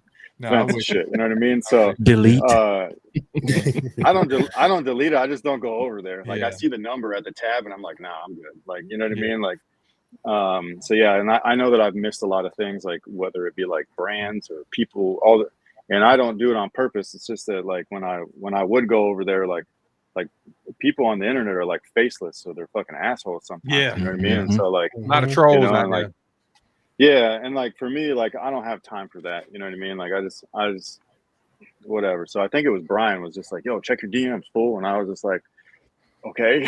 So, you know what I mean? So like, I was like, "All right." Brian actually came down this way, man, and we were supposed to link up with him because he was gonna be like right down the road from us, but we was never able to link up, man. But shout out to Brian, man, because we had him on the show years ago. Okay, yeah, Brian's a really good dude. So yeah, he is. He is. You know, definitely. Like he always answers the DM. He's down to talk. You know, good people. Salute to the brotherhood. Yeah. So like that, I guess that would be maybe one of the things that people don't know about me, is just that the social media aspect of things, of like initially wanting to connect with people through a common interest. you know, like while it's been awesome, like the negative sides of it have changed my perspective on certain things, and so it's made me a little like, and I'm already kind of like a closed off person in some ways, and so that like definitely like put up a barrier between me and other people, at least online. So like sure. like you know, like when I see people outside and stuff, like if I'm at like a store or the basketball court or whatever, and like people are like, hey, you're the dude that does shoe reviews and stuff, and like I'll like we talk for a long ass time, like it's not even like I don't shy away from it or nothing, you know. And I really appreciate it, but like it's the bad people on the space, and there's no consequences. I think that's the thing that really bothers me is like online there it's like the Wild West, and so like there's no you can be a consequence for your dickhead and then actions. turn your computer off. Keyboard warriors. Or they like have like 50 accounts and shit, and they're just all spamming you or like whatever they do. It's like, bro, don't you got a job? Like what? I like. You know what I mean? So, my job is like, to worry you. Like, well, that's the thing, and so like it took me a long time to realize like people like that. It's really sad. You know what I mean? And it's sad, and it's sad that people are like that, but at the same time it's not my job to like babysit them or make them feel good and stuff like that. So like at a certain point, you just gotta just, you know, whatever, bro, I can't see you, you know what I mean, like this shit or whatever. So like you know, so it is what it is. But I don't mean to like ignore people and stuff, so like I am down to talk and stuff. Usually if you leave it in a comment I could see it. But I don't check my DMs. So Nothing wrong with that. It also depends on like what happens. Like if somebody posts something, because they always like do the request thing, like where like you could be a collab. You know what I mean? And so I let a lot of people do that. It's like they want to piggyback off of the account and stuff, and I'm cool with that. And so like I'll accept it, and then like a bazillion comments will come from that thing. I'll be like, I don't even know these people. So like it shows up on your page too. So, and so like I'm just like, they're not even talking to me. They're talking to the other account that like collab with me and stuff. So but I know it's kind of weird too, because I think I did comment on one of your posts. I said check your DM, but I'm pretty sure you got a lot of people doing that too. So I just what happened was when you didn't see the DM and I saw Black had tagged you in something and you reposted. I said, hey man, hit him up, ask him about coming on the show. I said, because he hadn't seen my message. So that's kind of like how that started. But either way, man, thank you for coming on. You know, we really sincerely. Appreciate it. I'm sorry for no. So, hey man, look, I understand, bro. I understand. Yeah, no, social media is weird. So, you know what I mean? Some days like you got nothing, so like you could see shit, and then other days it's like this and stuff. So no, it so was nothing. It was, I never thought anything of it, bro. I was just like, when you, because I've done that to other people before, asking them, hitting them up, asking them something, and they never see it. So I'm just like, it's all good. I'm just glad that we know the same people that way. Shout out to Duke, man. Shout out to Brian. Right. I think that's the cool part is like there are good people. It's just hard to find. Doubt. You know what I mean? Just gotta weed them out. Weed them out. That's that's the thing. That's what. I was gonna say, and shout out to you, man, for not having the big head, thinking that you're bigger than anybody, and definitely appreciate that. For you to come on here for us, man. We're not a big podcast or anything, but we share a lot of the same interests, bro. Yeah, I'm not like that. I wipe my own ass just like you guys. So like, it's, you know what I mean? So, I ain't shit. So the only time when I talk shit to somebody is on the basketball court, and that's only if they talk shit first. There you go. You gotta get the upper hand on that court, man. Otherwise, I'm just real quiet. You know what I mean? I don't do anything, or I try not to. I try not to bother nobody. Amen. Amen. Well, I guess I got one more. I want to ask you. Who was one person that you've hooped with that you thought you would never hoop with? Kind of piggybacking on Caddy's question on where is the craziest place you hooped at? Well, this one time I was up at I was in Beaverton on Nike campus. I think it was for the Jordan 34 unveil / event thing.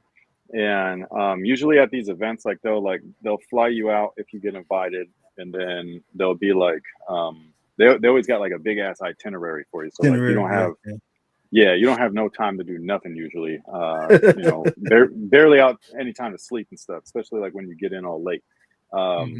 And I don't usually go to these things anymore anyways, just because they're like stressful and stuff like that. And so, but this one I went to because it was up in Portland, so it's only like an hour flight, so I wasn't going to be all messed up.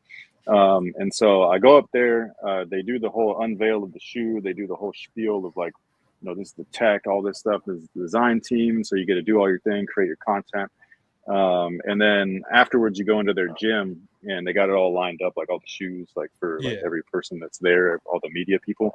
And then Blake Griffin comes out, and he like gives us a little speech, and then he was like, "Okay, let's go play." Oklahoma. We were all like, yeah, I was like, "Bro, you're gonna play with us?" And so like I got to play on Blake's team, and then I was able to get him an assist, where it was the coolest shit, dude. Like he fucking like sent it to me. I was missing, by the way. I was tired as fuck, so my legs was a little bit soft, and so jet lag, shot, yeah. And like my shot was a little short, but you could tell that it was on target, right? And so like I was just trying to get into a rhythm, and then plus like when you're at these things, you got no time to do your normal like I have like a set routine before I play. Yeah, like from stretching to my shooting routine, right? And so like I always. And I didn't have no time for that. Not making an excuse, just saying that I was not in my environment.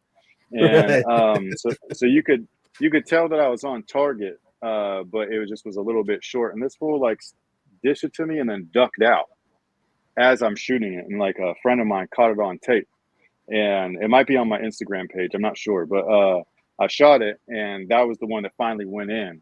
And everybody's like, "Oh," like you can hear him in the background and shit. And like I was in my head, I was just like, "Bro, I just missed like 3 shots. Why are you 0 for?" You know what I mean? Like in my head, I was like, "It's about damn time." Like, fuck, I don't miss more than 2 in a row. You know what I mean? And so like, and then I was able to run back on the court, and like me and Blake dapped it up or whatever. And it's one of the funny stories that like it I don't remember what video it's in, but where my wife was in the background, and she doesn't know all the verbiage for like on court and stuff. And so she was like, "Yeah, that one time when you and Blake Griffin pounded it out." And I was like, "What the fuck?" You know what I mean? Like I was like, and I was like, "We didn't pound nothing out. What the fuck are you talking about?" And like she was like, "You know that one time that you and Blake Griffin?" I was just like, "Bro, we dapped it up. Like we didn't pound out shit." So don't you ever say this in public. Yeah. Yeah. I'm a little motherfucker. I'm not letting Blake Griffin pound out nothing on me. So yeah, like I was good off of that. But that was a fun memory. Yo. Yeah, what do they say? Pause. Pause. Pause. Hold on. Baby, go to the car. Baby, go to the car. Yeah. I got one more question. We've been questioning his ass the last 10 years. I know. Go ahead. We're gonna close this one out. I know you told us you know your favorite, your greatest place you ever played at was Michael Jordan's house. Where was the one place where you can honestly say like, yo, I torched these fools, like I busted ass when I played? I don't like being cocky or anything. Okay. Like I like to let my game speak for itself. So I bust ass on a regular basis. So that man say he is him. I'm usually the smallest person on the floor. I'm old as fuck now. I'm white, but I could shoot this motherfucker like nobody's business. I was going to ask that. Are you a driver or are you a shooter? It depends on what's happening. So like if my shot don't fall in a couple of shots, I'm going to drive it in, and I'm going to get a rhythm layup. And because like my handle package isn't fantastic, but it's good enough to the point to where I can bust your ass a couple times. And so most of my handle package is to get space so I can shoot though. Okay. But every once in a while I could react to the defense because I'm not as fast as I used to be, but I'm a lot smarter now, right? So like I could get to the basket easier if I want to. It's just that I don't like it because a lot of people that you play with is goofy, and like they don't know how to fucking play without clobbering the fuck out of you or like getting under your foot or some shit where you shatter your fucking ankle, right? So like I'm not trying to do that. So like I try to stay out of there. But every once in a while you miss, and so it's just like it's like, all right, I got to get a rhythm lay or whatever. So like I do that, and then my shot usually starts picking up and stuff. And there's been times recently, especially where like I like even surprise myself where I cook somebody. I'm like, whew. And I'll like look at my hand. I'll be Still like, got it. Right? Yeah. And Hey, Black. like, Still got it. happened the other That's day right. where I was cooking somebody, and this kid's like 14 years old. I was whooping their ass, and like he's a tall motherfucker. He's like 6'6" or some shit. And I was like, bitch, you tall for no reason.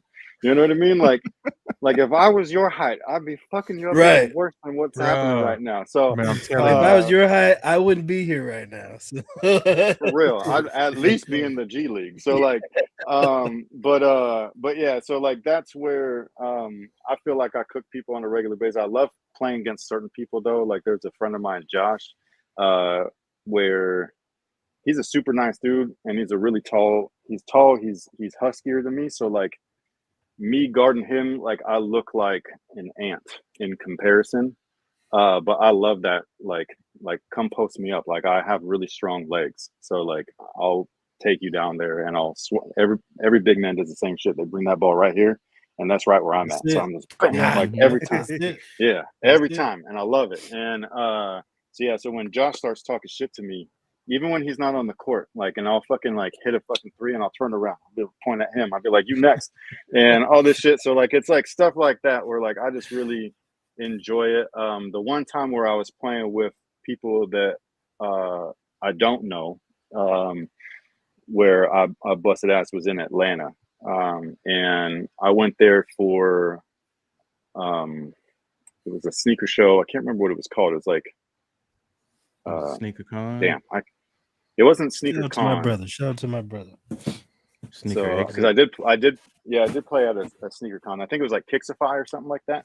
I don't know if they do shows anymore, but like basically I went out there with them and the shoegame.com, and then we collaborated. We did it twice where we put on like wear testers hoop sessions for like viewers of the channel that were in that area. And I think it was the second one where for whatever reason I was just hooping that day, and like everything felt Stop good. falling. Yeah. And so that was the time where I think I made somebody fall on their butt, and then I made the three after that, and like the whole gym lit up and shit, and like that.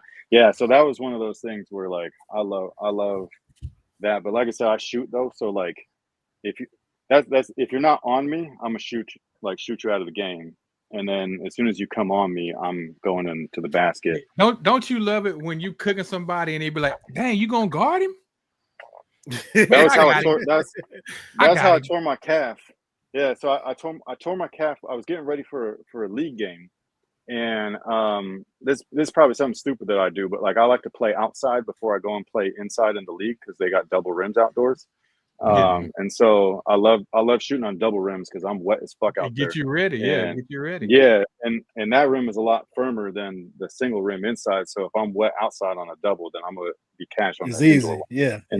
It's like it's fucking just going in, like the rim like this big.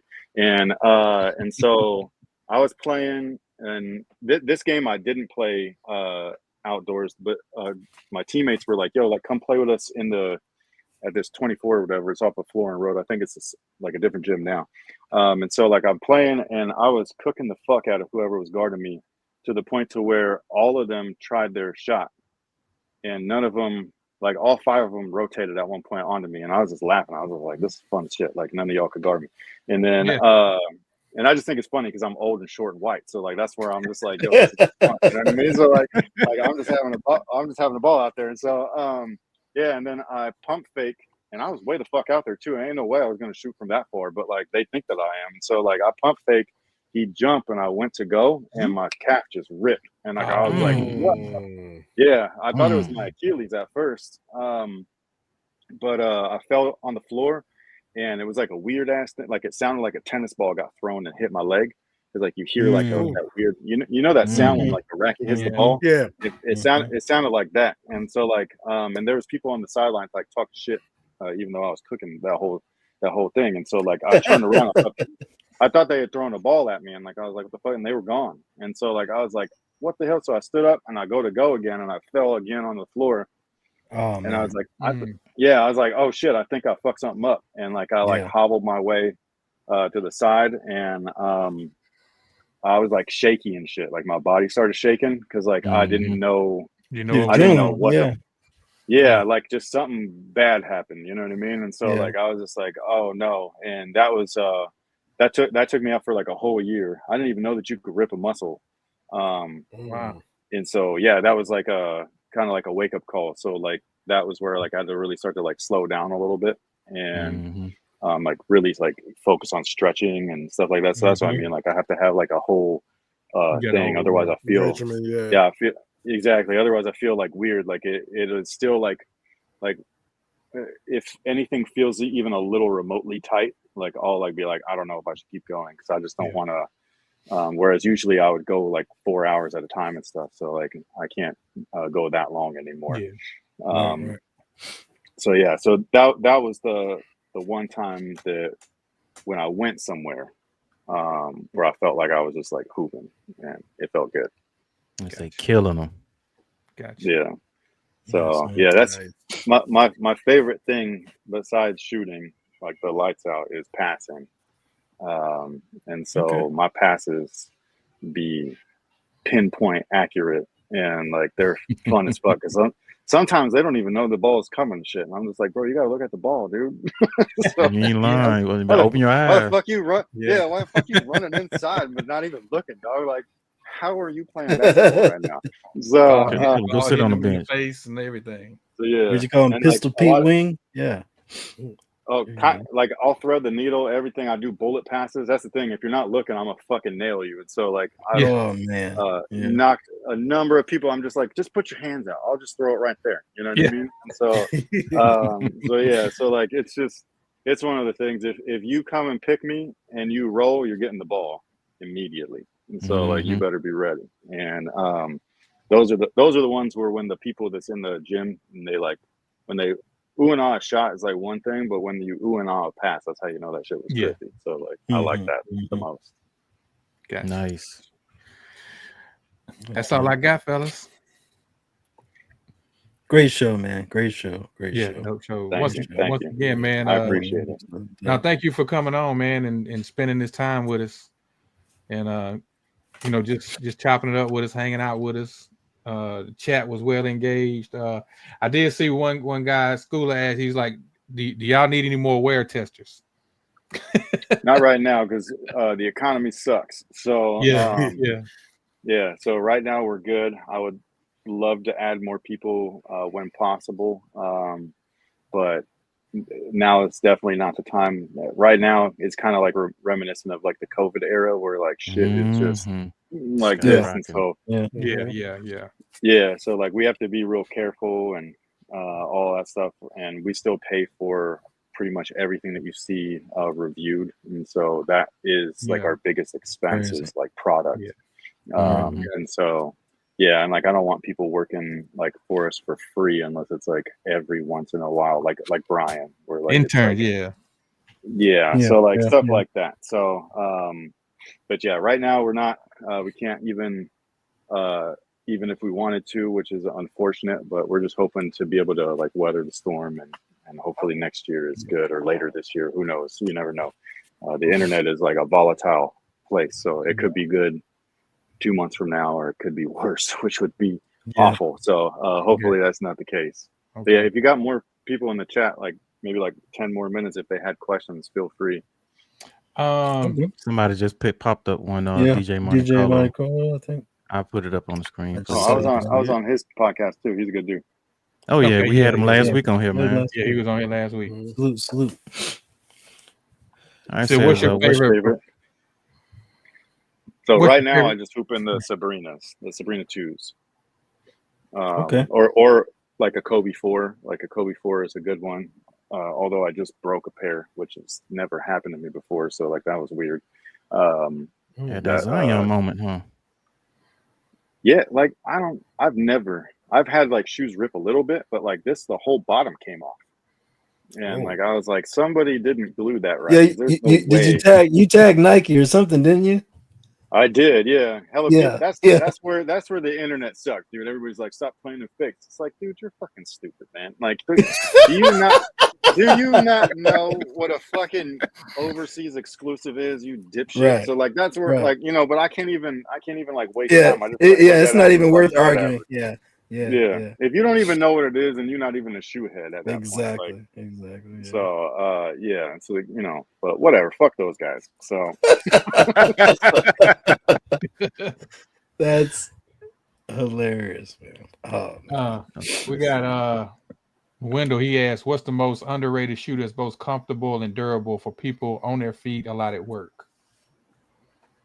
that's a good one. Let's see.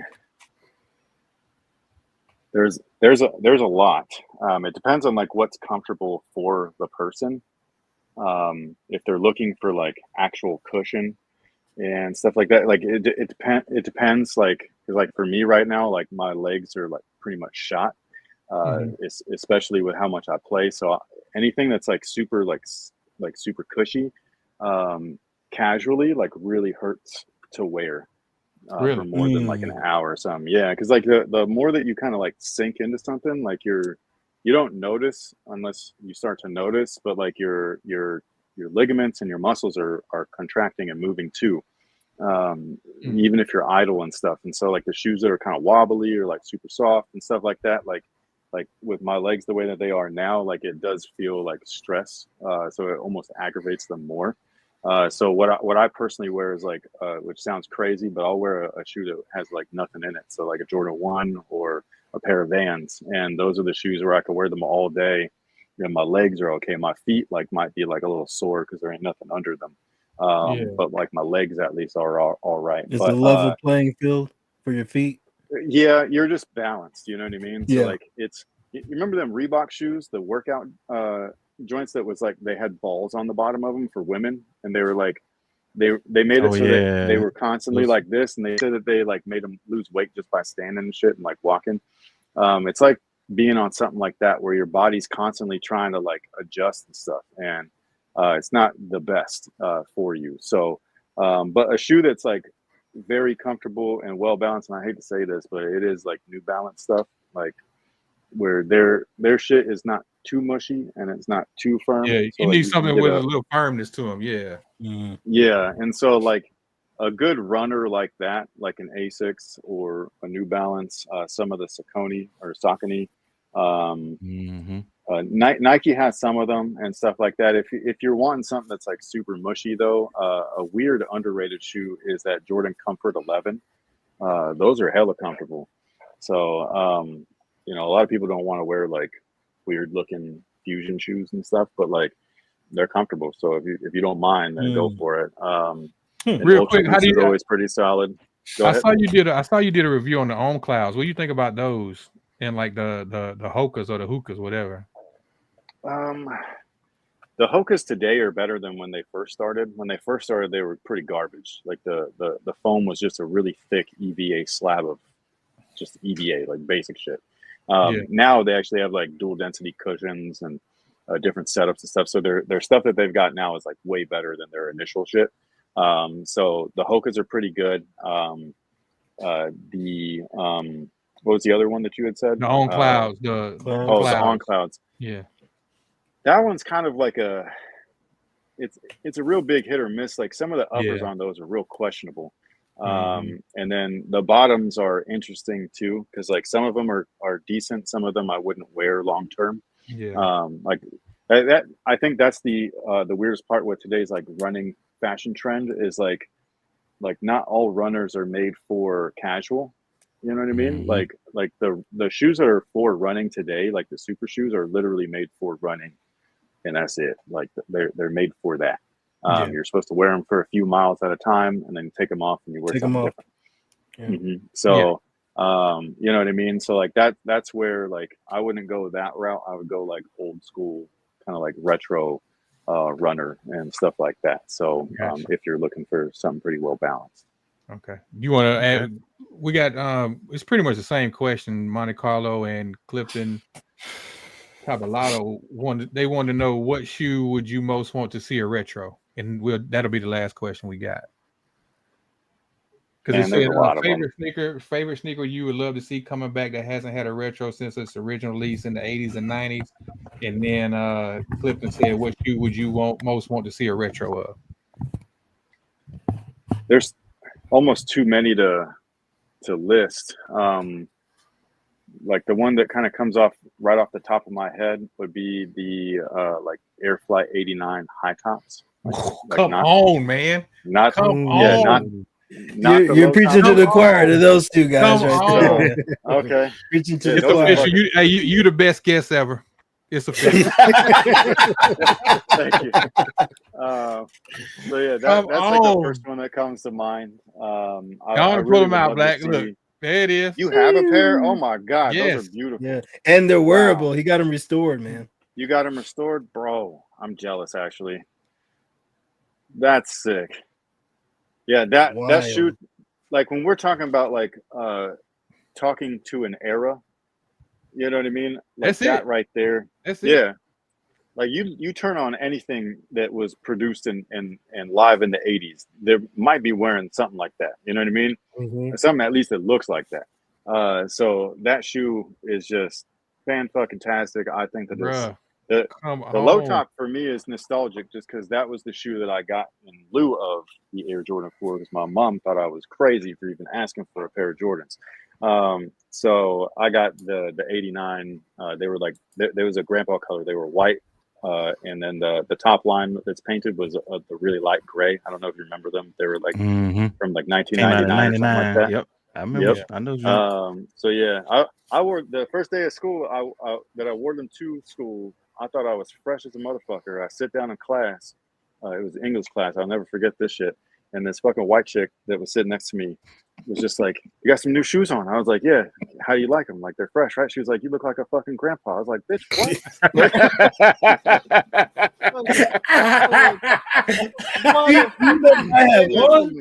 Yeah. So she had no clue. Yeah, she had no clue what you had. Mad. Oh man, that's what I was thinking. I was just like, man, you don't know what the fuck you're talking about. You went some fucking flip flops and shit. So what you trying to say? I ain't fresh? So you couldn't tell me nothing. Like I was like, no, they're fucking, the laces was dangling and everything. Like I was fresh as a mug. So man. But yeah, so non Jordan wise, that Flight 89 is my favorite, bro. That Flight 89 is my favorite. Really, the Flight 89 has its own era and culture. Man, it did a lot for the Jordan 4 too. It did a lot for real. Yeah. So like it's just a fantastic looking shoe. It's like the Jordan 4. It might be that tooling. Maybe I'm just like attracted to that. But like I'm with you. I'm with you 100%, bro. You know, it just looks really cool, man. Like it looks dynamic, but like the old school, but still kind of futuristic. The air pocket was like just really sucked you in. You know what I mean? Like you wanted to fucking wear that thing. On the back, the flight on the tongue, all of everything. It, bro. Oh, it's just like the perfect. The flight script. The script flight shit is like a fucking wet dream right there, dude. Like that shit, like in logo form, dog. Like that shit is so clean. Like I don't get like branded tattoos like that. Like oh man, if I could, bro, you the best guest ever. Because I'm telling you, if I was to get something shoe related tatted on me, it would be that flight logo, either the flight logo or the Force logo with the basketball. Either one of those. That's a good one too. Yeah, the Uptempo logo with the basketball, with the arrows that come up. That shit was fire too.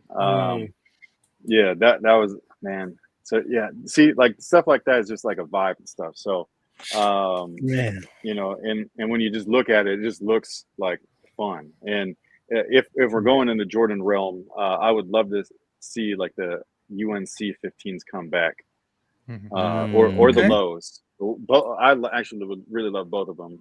I love the 15s. I know a lot of people don't like them, but I really like that shoe. I think that they're dope. Okay, yeah. So what about them coming out next year? Well, if I see, that's the thing. If they're coming out and they only got that fucking sock thing in them, like I'm gonna be pretty irritated. just because like it feels like you're like dangling a carrot. You know what I mean? It's just like, why would you do that to your OG Your fans and flagship stuff? shoe, So yeah, like, yeah. Mm-hmm. yeah, so like as long as they put it back out with some OG shit, like the way that it's supposed to be, and that thing, then that's fine. But if it's only that thing, I'm just like, man, fuck you guys. Like that's fucked up. So You guys can keep it. Yeah. Well, yeah, I won't buy it. Ferris Bueller said I'm, you're nice, responsible nice. for him I'm having sorry. 50. nice. Yeah, I don't try to sway people. I just try to make sure that y'all don't get led in the wrong direction. Inform. Probably on my Inform. arm, Yeah. probably. Say just Probably on my educate arm, me. Yeah. Just Yeah. Where would y'all put the tattoo? Yeah, I Well, would if I probably could get it like actually- on the shoulder or somewhere. Maybe, you know, I got my kids' names on my forearm, so Yeah. I don't know. If I could Somewhere. actually jump, which I can't, but if I could, I'd probably get it like on my neck just so you see me fly by with it. And shit. So, That's dope. Yeah. Man. Nice, Man. nice. But yeah, man. Like I said, Chris, man, appreciate you for coming on, bro. Great This episode. has been a Thank vibe, you so man. much, man. It's been a vibe, man. thank you for having me. It's dope. Appreciate you for coming on. And like I said, man, we'll be looking at. I know I'll be looking out for the apparel. I'm pretty sure, you know, all of us up here will be looking out for your apparel when you drop. And Absolutely. Thank you. you know, let them know where they can find you at. If y'all have been living under a rock, man, y'all don't know Chris from Wear Testers, man. You know, go follow him on Wear Testers. Follow his Instagram. I link and follow him on YouTube. I put everything in the description where they can follow you at, man. And y'all make sure y'all check out his website. And Thank you we so much. definitely thank you for coming on. Don't go nowhere. Don't log off yet. Yeah, man. We're gonna Great end the episode. show and talk behind the scenes real quick, unless you really Yeah. have to go. But let it. This AirPod just died, so I'll go until this one. Okay, yeah. Kicks Just the bucket. don't leave. Some of the guests tend to leave when we say we closing it out. So yeah, just hold on. Okay, a yeah, I second. won't touch nothing. Okay, you good. Okay, but yeah, I'm Hop 18. Y'all got anything else, fellas? no. V. I'm black. Answer V. DiCarlo. I'm Peace. Caddy. Close it out, Black. We're Retro Talk Forum. I'm Hot Dog 18. You can find me on IG, and I'm gonna pass it over to my brother this way.